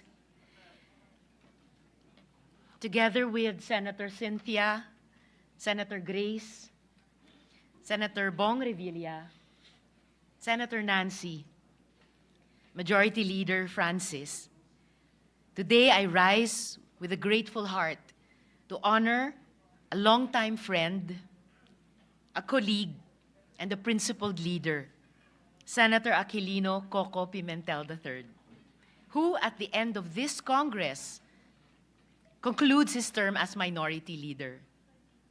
It has been one of the deepest honors of my life so far to serve in the Senate minority alongside Senator Coco. Together, we held the line during some of the most critical moments in our legislative history.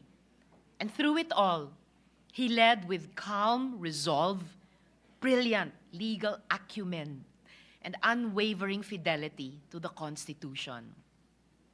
Senator Coco brought incisiveness and distinction to the role of fiscalizer. He asked the hard questions when others chose silence, whether scrutinizing the national budget with precision or boldly raising constitutional doubts on the passage of the Maharlika Investment Fund. He reminded us that loyalty to the people and to the law must always trump political expediency. And just last night, we bore witness to another defining moment of this Senate and of Senator Coco's steadfast leadership when this chamber finally acted on the impeachment complaint against the Vice President. It was Senator Coco who stood firm in reminding the Senate of its constitutional duty.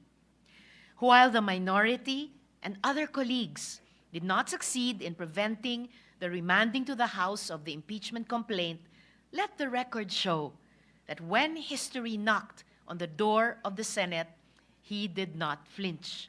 He answered it with courage and clarity. In all these, I see the enduring legacy of his father, the late Senate President Aquilino Nene Pimentel Jr., a patriot who, in 2001, chose to resign rather than be complicit in the refusal to open a piece of evidence in another impeachment trial. Senator Coco has carried that torch of integrity forward, fearlessly, faithfully, and humbly. To you, Senator Coco, salamat kaayo. Thank you for being a voice of principle in the noise. Thank you for being a patient but firm partner and leader in the minority. Thank you for reminding us that the strength of our democracy lies not in numbers, as said by one of our colleagues who spoke earlier, but in ethical clarity. The Senate just won't be the same without you. But I have no doubt that wherever your road next leads, you will continue to be a servant of the people and a steward of our democracy.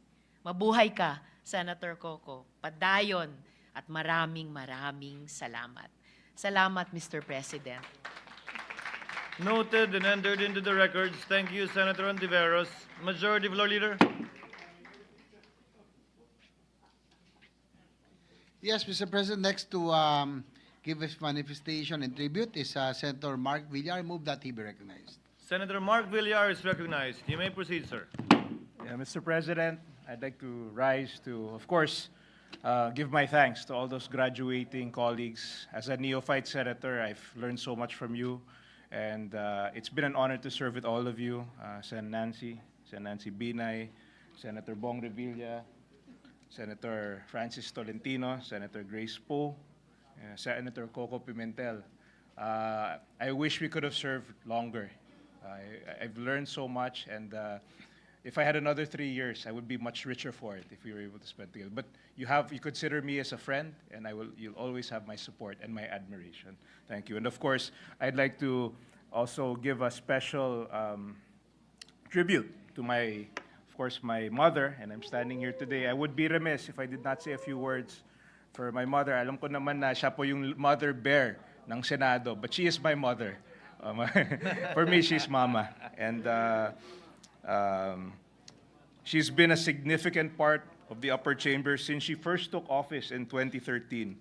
For more than a decade, she's been a pillar of the Senate, advancing cross-sectional interests for the development of the Filipino nation. Senator Cynthia, or I call her Mama, has chaired the Senate Committee on Agriculture and Food and the Senate Committee on Environment and Natural Resources since 2013 and until now. Besides pursuing and enacting relevant laws, she also led numerous initiatives to empower farmers, among which is the establishment of TESDA-accredited farm schools, which have so far reached over 2,367 all over the country. Through her work, she has made possible various programs and advocacies that uplifted the conditions of farmers and fisher folk. My mother has worked her way through her years here at the Senate, brick by brick, building up the foundation of opportunities that continuously bolster the conditions of Filipinos till this day. Being known as Mrs. Hanep Buhay, she has also pioneered programs and activities in our beloved Las Piñas for struggling constituents who are in need in terms of securing support to jumpstart their livelihoods. To this day, her initiatives have benefited thousands of Las Piñeros and Filipinos from across the country. And I'd just like to say I'm very honored to share the wisdom of my mother to the Filipino people. And if I can share with everyone the passion, I admire her passion for her work, especially in agriculture. Linggo-linggo po, yun ang topic namin sa aming mga lunch, sa aming mga family lunch. At marami po akong natututunan sa mga lunches namin tungkol sa agrikultura. And I can say that I am an expert just by listening to my mother and her opinions about how to improve our agriculture. And I can say that the moves, the legislation that she has done in this chamber will reverberate through many generations of Filipinos. And for that, I have the highest respect. And I think to be able to serve in this chamber with your mother is a very unique honor. I think Senator Jinggoy knows the feeling siguro dahil kasama mo rin ang mother mo sa Senate. But it's a very unique, yes, it's a very unique experience. And I'd just like to say that Mom, it's been an honor for me to serve here for the past 3 years. I learned so much from you, and I hope it's my ambition that I can have the same effect in terms of legislation that you have made in this chamber. So I will always follow your lead, and with what I've learned from you, I'll carry on your legacy here in the Senate. So thank you, Mama, for always supporting me, and you have all my respect and all my love and all my admiration. Thank you. Thank you. Thank you very much. Thank you, Senator Mark Villar. Majority Leader. Mr. President, Senators Rafi Tulfo, Bato de la Rosa, and Bongo would like their manifestations be inserted to the records. Duly noted and so ordered. Majority Leader. And also our Senate President Pro Tempore, his Duly noted and entered into the records. last Majority Leader. to make a manifestation is Senator Pia Cayetano. I move that she be recognized. Senator Pia Cayetano is recognized. You may proceed, ma'am. Thank you, Mr. President. Many of the words I have prepared for our colleagues have already been mentioned by our other colleagues because obviously we have all been together. So to a large extent, we have similar experiences with our colleagues. But I'm going to just mention a few, and I will also insert my entire manifestation into the record. So for Senator Tol, as I think it's Senator Joel who aptly mentioned that we call him the professor. Mas nerd ako sa'yo, so I appreciated it more. Lumalabas pa ako para makinig kasi minsan wala na sa inyong nakikinig, so nakatutok ako doon na nakikinig. But I think, I don't know which title goes best, na the professor or that he forgets he's the majority floor leader, because as people who work in the Senate know, the job of the majority floor leader is to move along the deliberations. And when the Senate President assures me na, huwag ka na mag-alala, hindi na magtatanong to, isa na lang tatanong nito, magtatanong ang majority floor leader who has experienced that. Itaas po ang inyong kamay. Okay, we love you, Tol, pero we love you. To Senator Coco, sabi mo nga, you're an introvert, you are a nerd. We know that. And I think nakatulong naman kami, no? I'm also an introvert, so I think nakatulong naman kami to bring out the best of you. Nawala na yung asawa mo, sasabihin ko, sana pasalamat ka naman sa amin kasi nakatulong naman yata kami sa iyong people skills, no? But it has been an honor to be a part of the senators who made sure that you will be here in the Senate with us.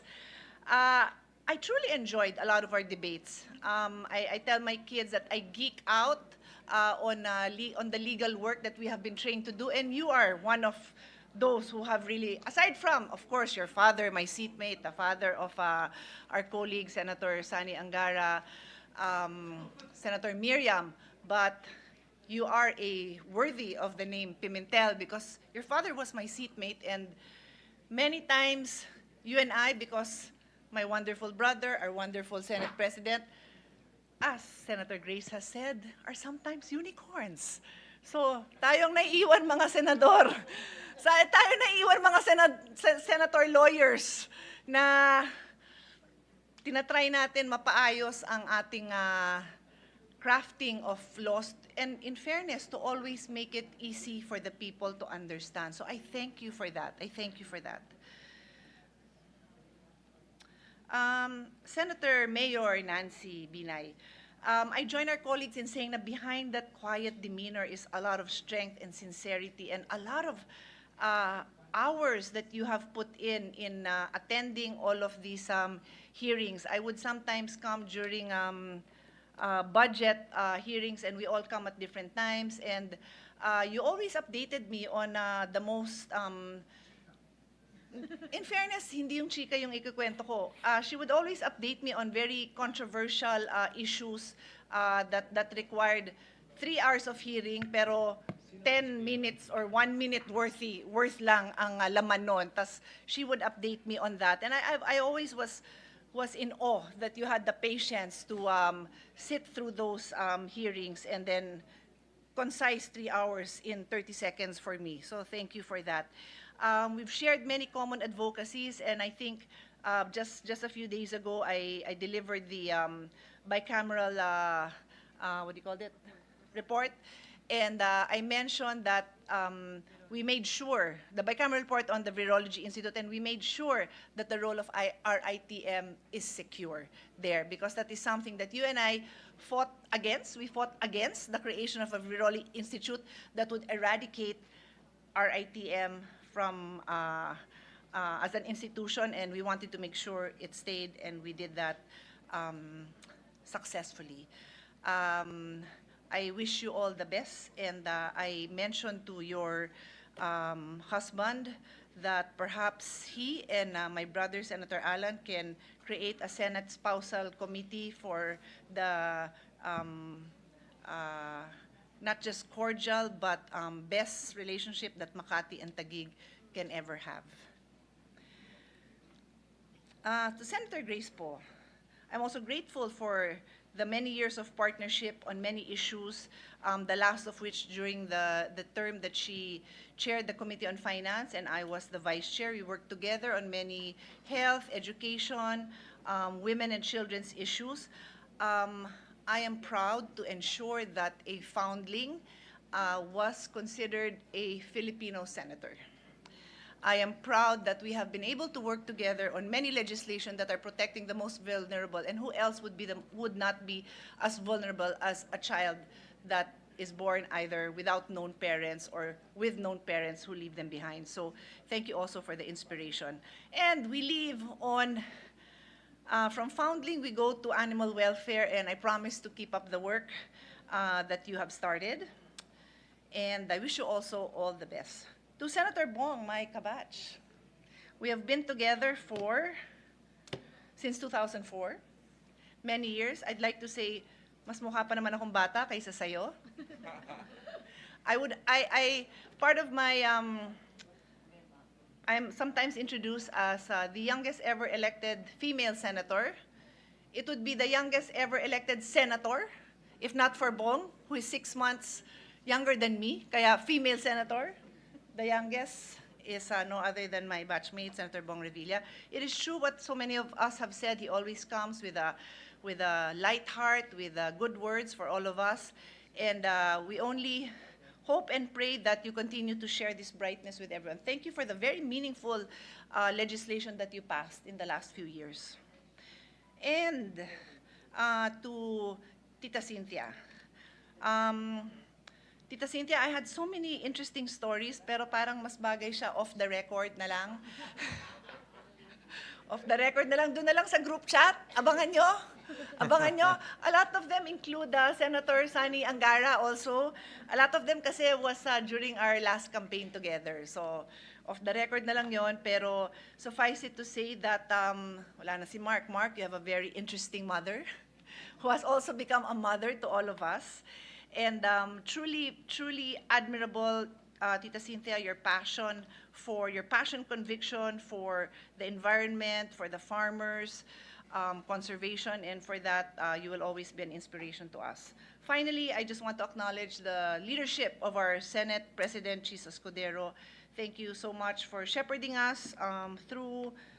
Many people don't realize the difficult decisions we have to make, and it is because you have a Senate President who makes those tough decisions, who carries the weight of those, the political impact of those decisions, the criticism, and we thank you for that. We thank also Senator Estrada, our Senate President Pro Temp, for all the support that he's also given the Chamber, and to all our leadership, the combined leadership of everyone here. To the minority group, again, Senator Coco, Deputy Minority Floor Leader Senator Riza, and to our Secretariat and all our staff. Maraming salamat po to all of you. God bless you all. And I think that's it. Thank you.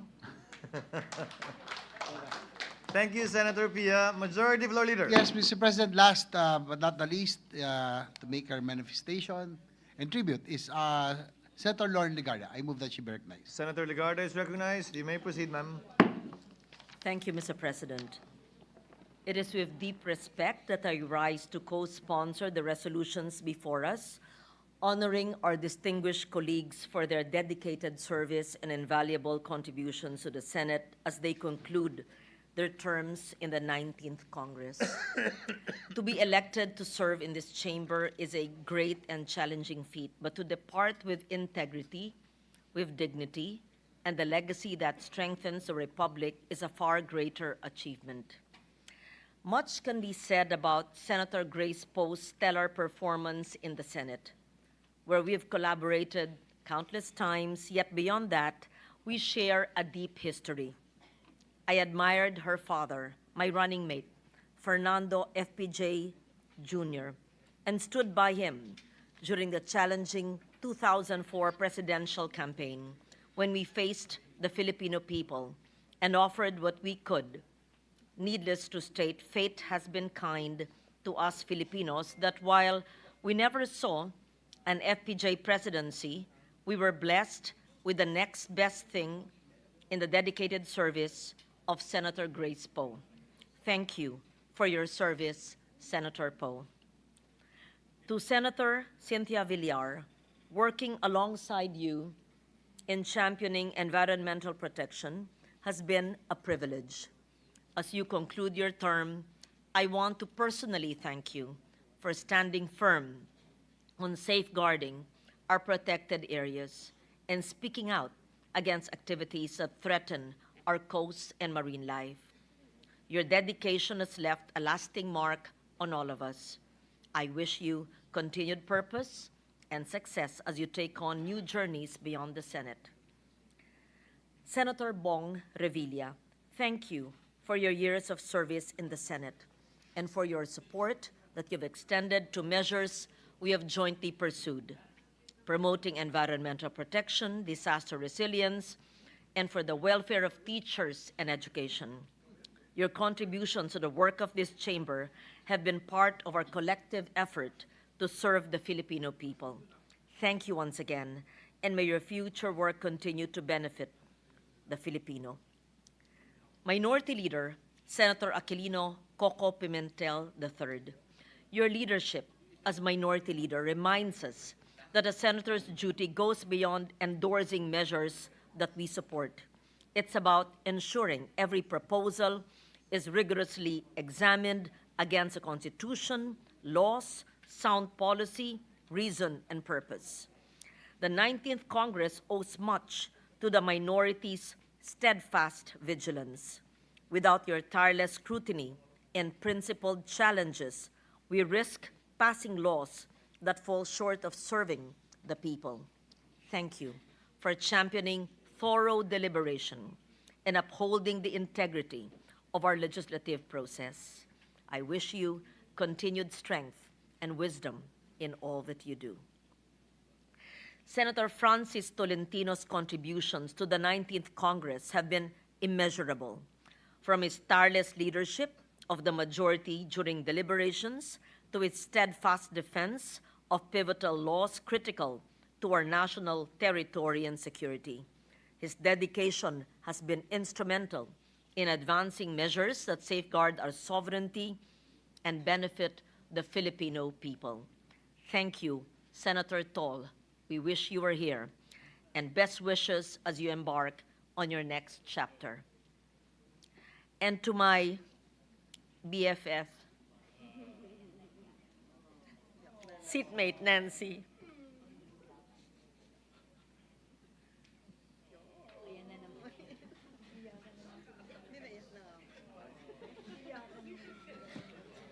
I thank you for your years of dedicated service as a senator. While we part as colleagues here in the Senate, I'm proud and excited for your next chapter as mayor of Makati.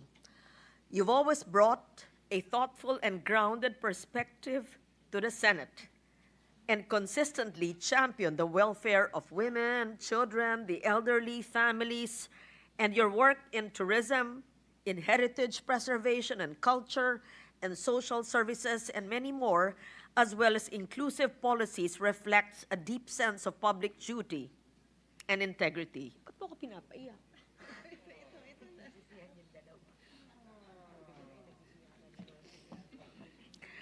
I'm so happy that you will continue to serve the people right in your home in Makati, and I wish you wisdom, courage and joy in this new role. I agree with Pia that it was not just Marites stories, but really much, much more. Sino na ang katabi ko ng 6 na taon na magre-report sa akin araw-araw ng mga pangyayaring hindi ko alam at malalaman? Dahil in a way, I'm an introvert, believe it or not, like the minority leader. Anyway, as some of you, my colleagues, close this chapter, may you carry forward the same passion and integrity that marked your service in this chamber. The term of an elective office will end, but the heart of a public servant endures beyond any farewell. My dear colleagues, congratulations, and we wish you well. Thank you, Senator Legarda. Majority Floor Leader. Yes, Mr. President, likewise, my manifestation be inserted in the records, but quickly, if I may be allowed, Mr. President. The gentleman may proceed. Anyway, of course, it's hard to say goodbye to some of our colleagues that have been together for a long time, some of which are my batchmates. But just quickly, just like to, first of all, our minority leader, Senator Pimentel III, whom I've known since our JC days around 1995, 96. Naka-shorts pa nga daw ako. But he was one of our officers in our organization. So matagal na yung pinagsamahan po namin. And I'm proud to see him really blossom into one of the more diligent senators. You know, we miss Franklin Drilon as our minority leader because he really improves our legislations, no? Talagang napakagaling si Senator Franklin Drilon. But I'm proud that my kumpare, my friend, my JCI brother has stepped into the shoes of Franklin Drilon quite well, being the minority leader. Pare, I'm very proud of you, proud of how you have shown what JCI leadership is in our JCI training. So I know that you will be back soon. I'm hoping that the Senate will miss you. But again, I'm proud of what you have done for the institution. To Senator Bong Revilla, wala na siya dito, pero being one of the superstars, pero one of the nicest persons, no, that I have encountered and I met with in the Senate. And thank you for serving and always upholding the interests of the masses. Maring Bong, nandito lang kami. To Mama Bear, Tita Cynthia, Senator Cynthia, of course. Bagamat para siyang principal minsan, but tulad ni Sen Pia, marami tayong mga istorya na mas mabuting tayo na lang mag-usap. Na nakakatuwa, no, yung kanyang mga remarks, and but she is really like a mother to us, no? Very caring, no, kahit na akala natin masungit na parang principal, but deep inside she's like a mother to us. To Senator Nancy, of course, my batchmate, we will truly miss you. You have blossomed also as a legislator na talaga dati nga, sabi mo nga, para ka you're like a laughing stock, pinagtitripan ng iba, but you have shown that you are one of the more sensible politicians, one of the more sensible senators around, lot of common sense, grounded, and we will truly miss you. But I know that sana iimbitay mo kami sa Makati, no? Bilang inyong bagong mayora, and I'm very proud of what you have done. And she's the walking almanac, no? Na pag saan kami mag-travel, alam niya lahat. And we will miss you here, but we will visit you in the Makati. Sana pakainin mo kami doon. Wag naman sa kantin. Sana kami kay Vice President Binay. Sana naman mag-level up ka na. And of course, last but not the least, my kinakapatid, Senator Grace Poe. We will truly miss you, kapatid. You know, we were not so close before, but when I went, nung nakabalik po ako dito sa Kongreso, dito sa Senado, I have really respected her. One of the brightest, no? Talagang yung Amazing Grace really fits you well, kapatid. And Nakakamiss to, Mr. President, kasi yung aking mga jokes, nakakatuwa mo hindi, talagang pag humalakak siya, tuwan-tuwa siya kahit ano sabihin ko. Salamat, kapatid. Tuwan-tuwa yan sa lahat. But we will miss you, kapatid Grace, and you have done well. I'm sure that Ninong Rani, Ninang Susan, I'm so proud of you looking down here on us. I'm sure that they are very proud of you there in heaven. Proud na proud po. I'm sure they are very, very proud of you. With that, Mr. President, we are in receipt of Conference Committee report on the disagreeing provisions of Senate Bill number 2816 and House Bill number 11287. The bill setting the term of office of barangay officials in Sangguniang Kabataan and for other purposes. With that, I move to recognize the chairperson of the Senate panel, Senator Amy R. Marcos, to give the highlights of the Conference Committee report. So move, Mr. President. Any objection? Hearing none, motion is approved. Senator Marcos is recognized. You may proceed, ma'am. Thank you very much, Mr. President, Majority Leader. As a result of the bicameral conference on the term of office of barangay officials and members of the Sangguniang Kabataan, I have the honor to submit a copy of the Conference Committee report with the joint explanation on the disagreeing provisions of Senate Bill 2116, entitled An Act Setting the Term of Office of Barangay Officials and Members of the Sangguniang Kabataan for Other Purposes, and House Bill number 11287, entitled An Act Fixing the Term of Office of Barangay and Sangguniang Kabataan Officials and Changing the Period of Office from 3 years to 6 years, amending for this purpose Sections 42 and 43 of Republic Act 7160, otherwise known as the Local Government Code of 1991, as amended. After much debate and, yes, virtual on-the-mat wrangling, may I share the salient points in its final form. Pasensya po, SKL, share ko lang. 4 na taon, uupo ang ating mga barangay officials para sa termino na hindi hihigit na 3 beses in the same position. Ayun. Pagkatapos, yung mga SK officials, iisang termino lamang in the same position din. Pagkatapos, ang nakatakda na susunod na regular barangay and SK elections ay sa unang Lunes ng Nobyembre 2026 and every 4 years thereafter. Doon po tayo nagkasundo at maraming salamat at sa wakas na-postpone din. Sana'y matuloy na nga ang BARM election sa Oktubre. Mr. President, I now move that we approve and ratify the Conference Committee report on the disagreeing provisions of Senate Bill as stated 2816 and House Bill 11287 on the term of office of barangay officials and the members of the Sangguniang Kabataan. I so move. Is there any objection to the motion? Hearing none, the Conference Committee report on the disagreeing provisions of Senate Bill number 2816 and House Bill number 11287 is hereby approved and ratified. Congratulations to the sponsor and authors. Majority Leader. Mr. President, I move that we resume consideration of Committee Report number 136 on the revenues generated by the government from the Philippine Offshore Gaming Operations or POGO. So move, Mr. President. Any objection? Hearing none, resumption of consideration of Committee Report number 136 is now in order. Majority Leader. Having sponsored the report and there being no reservation for interpellation nor proposed amendment on the measure, I move that we approve the recommendations in the Committee Report number 136. So move, Mr. Any President. objection? Hearing none, Committee Report number 136 is hereby approved and adopted. Congratulations to the sponsor and author. Mr. President, I move that we consider proposed Senate Resolution number 1380. Any objection? Hearing none, consideration of resolution number 1380 is now in order. Senate Secretary is directed to read the title only of the measure.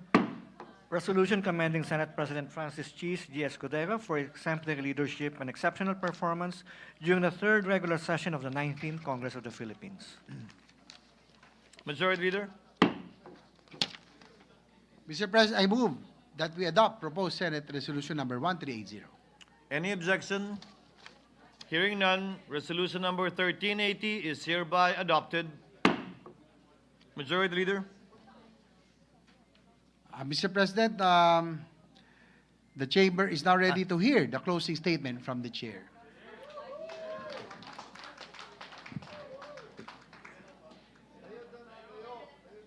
Dito lang. Maikli lang naman. Bago makarating si Amiron, tapos na ako eh. Sa atin pong lahat, isang maganda at pinagpalang gabi. Tulad ng sinabi ko, maikli lamang ang aking magiging talumpati dahil halos nasabi naman na ang lahat ng pasasalamat kanina, nabanggit na lahat ng papuri kanina. Lahat ng mga magagandang salita ay ginawad na sa mga miyembrong lilisan at mananatili dito. Naangkin na rin lahat ng panukalang batas na pinasa natin, kaya wala na ako mababanggit. Kaya hayaan nyo na lamang magpasalamat ako sa bawat isa sa inyo sa pamamagitan ng pagbibigay na maikling talumpati upang sa gayon makauwi at makapagpahinga na ang bawat isa, lalo na ang ating staff at ang secretariat dahil nitong nakaraang 2 linggo, hindi may kakaila na bugbog tayo sa trabaho, bugbog tayo sa labas, bugbog pa rin tayo sa mga tigaloob dito. Kaya gusto ko ang mga oras tulad nito kung saan nagbibigay tayo ng mga magagandang talumpati. Kahapon lamang, maanghang na salita, nagpalitan tayo ng maanghang na salita. Pero ngayon, tila wala tayong ginawang mali sa isa't isa. Maging ganun pa man, Senator Coco, pinapatawad na kita. Lahat ng panimulang interpellation ni Senator Coco, naiinis ako, pero pag natapos siya, may punto naman talaga at naging mas matalino ako pagkatapos nun. Malaya na ang staff mo, Senator Coco, na makakauwi ng mas maaga mula bukas. Ang babanggitin ko na lamang yung mga nandito. Senator Nancy, ikaw dapat ang gumamit ng tagline ni Senator Mark Villar dahil ikaw sa totoo lang andito sa Senado, ang tahimik lang. Kaya ka siguro BFF ni Senator Lauren, ikaw lang ang di nagrereklamo tuwing pinapatay niya yung aircon.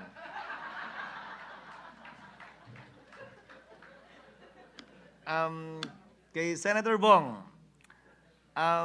mami-miss ko ang lahat ng ating pag-uusap at usapan sa loungeman o sa plenaryo, higit at lalo pa kaugnay ng mga payo mo, kung paano tiyakin na mahal ako at mamahalin ako ng pamilya ko. Maraming salamat. Kay Senator Grace, I think I will miss you the most. Hindi dahil may kailangan ako sa iyo, pero wala nang mangungulit sa akin. I remember, nung una kang pumasok sa Senado, payat ka pa nun. Ngayon, mas payat ka na.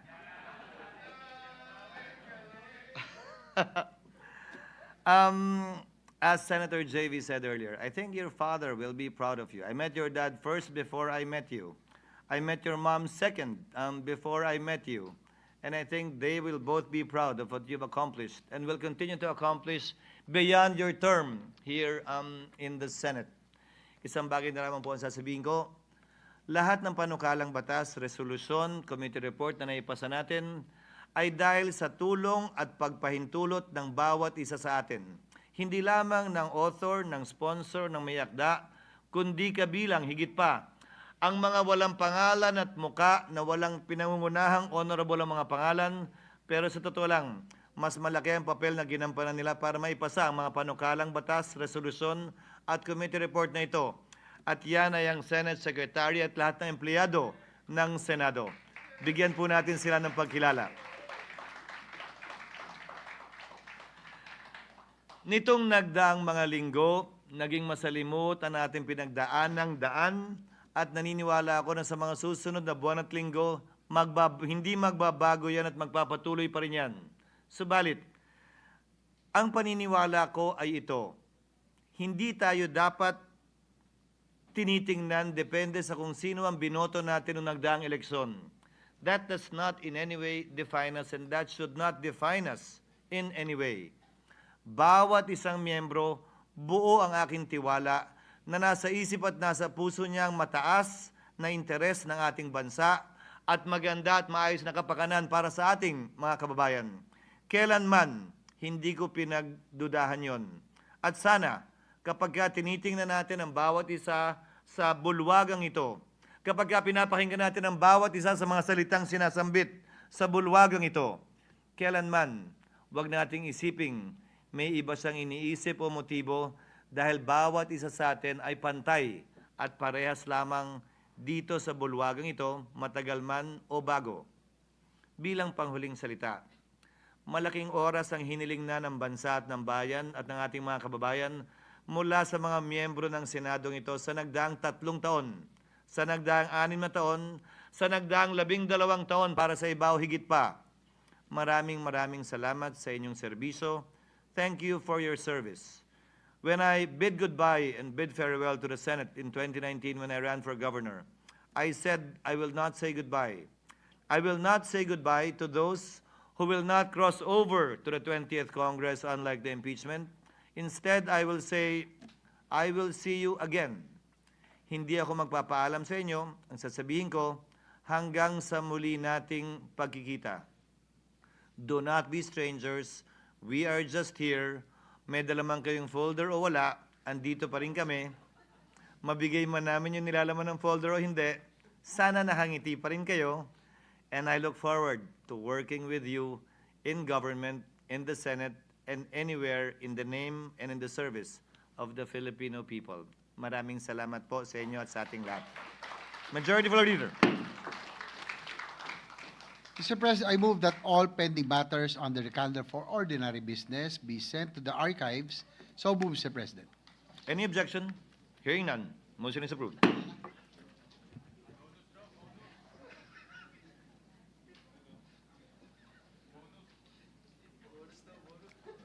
Huh? Mr. President, I move that the third regular session of the 19th Congress of the Philippines on the part of the Senate be adjourned sine die. Is there any objection? Chair hears none. The motion is approved. By virtue of the authority vested in me, I hereby declare the third regular session of the 19th Congress of the Philippines on the part of the Senate adjourned sine die.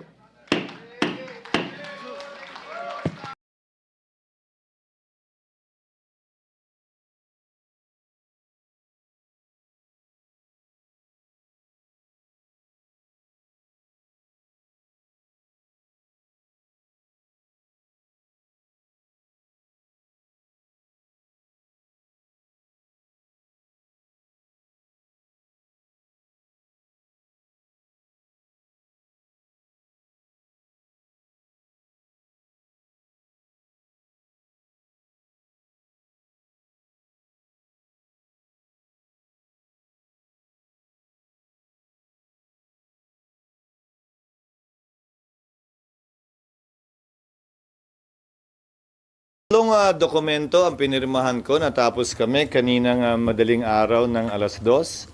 Una ay yung liham sa Kamara na pinagbibigay alam sa kanila ayon sa napagkasunduan sa impeachment. Kailanman, Lord of our Lord and God. Lord Father, many times in your word you said, knock and the door shall open. Seek and we will find.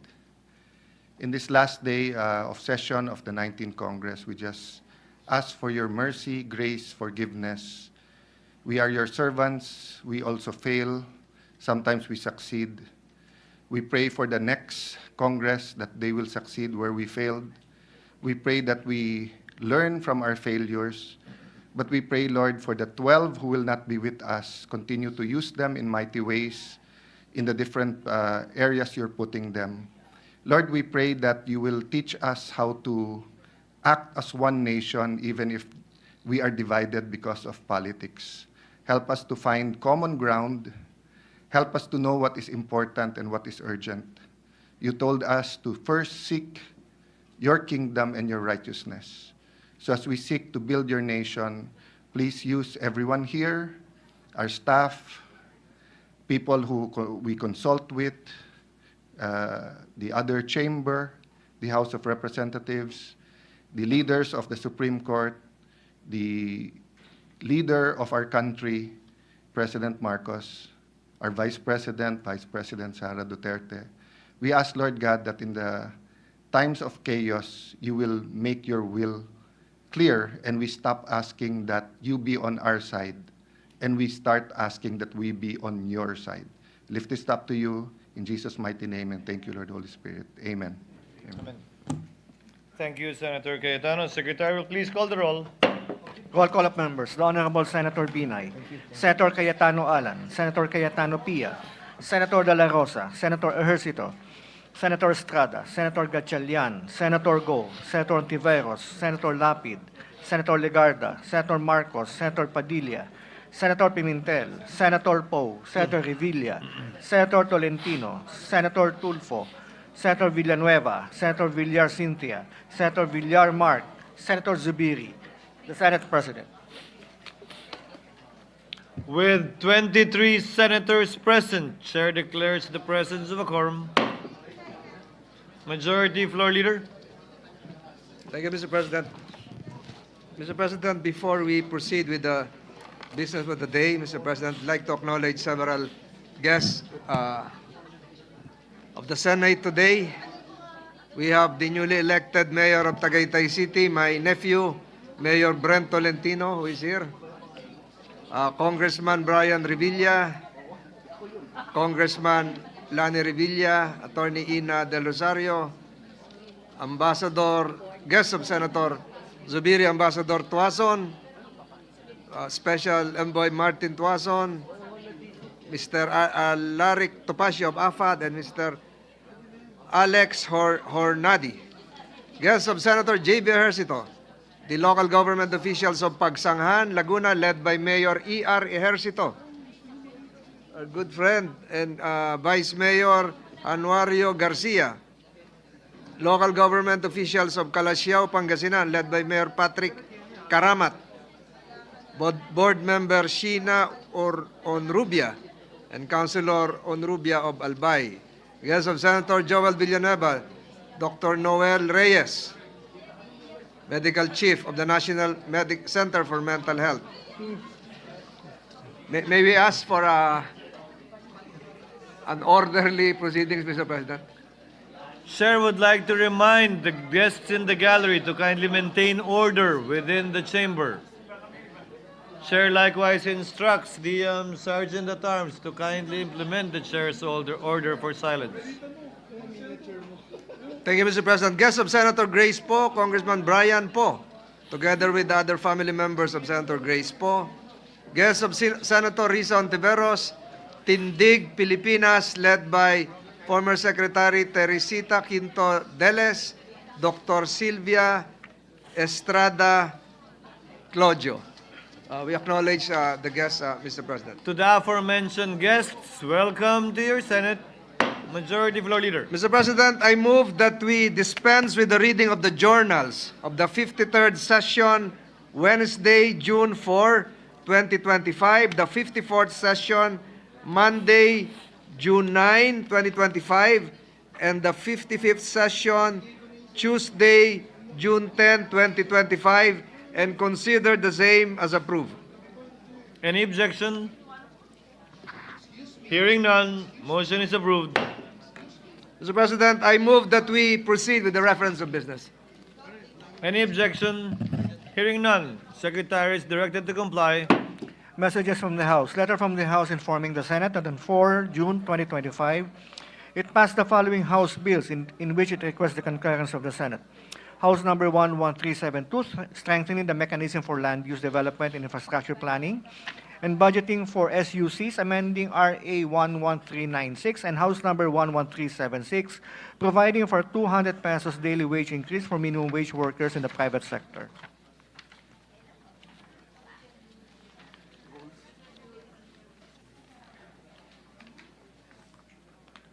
The Committee on Rules.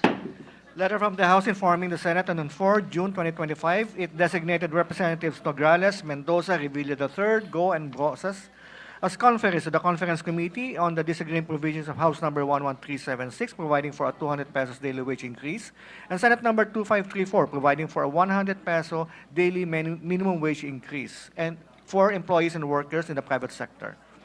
The Committee on Rules. Letter from the House informing the Senate that on June 9 and 10, 2025, it passed the following House bills in which it requests the concurrence of the Senate. House number 11421, strengthening the protection of the Las Piñas, Parañaque Wetland Park. House number 10987, prohibiting all forms of offshore gaming operations in the country.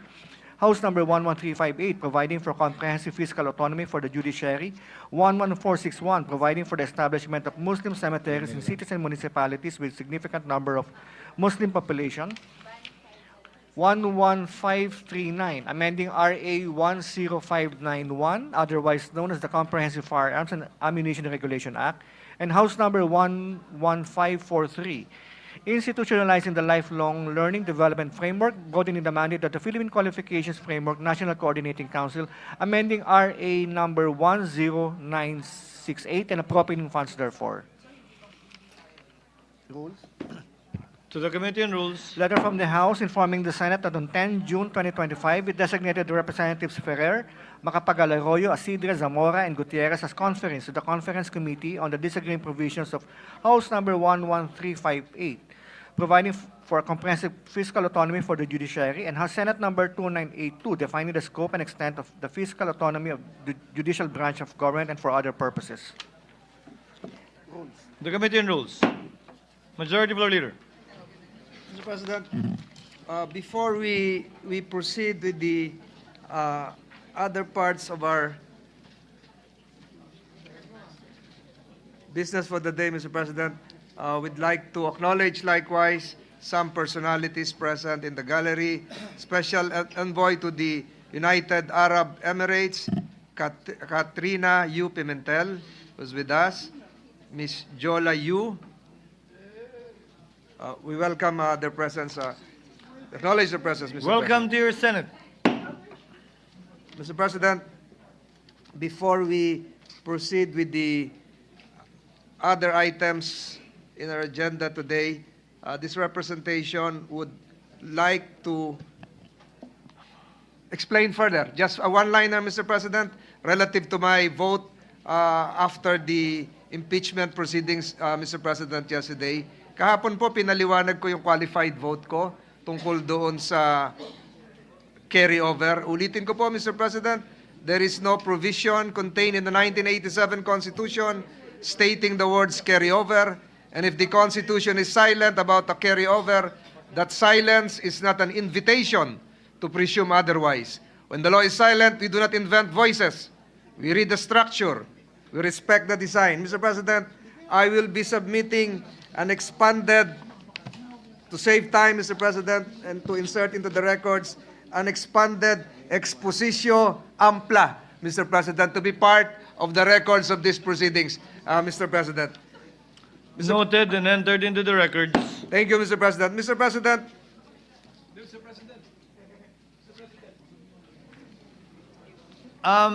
What is the pleasure of the Minority Floor Leader? I think the majority leader wants to revive the debates of yesterday, Mr. President. I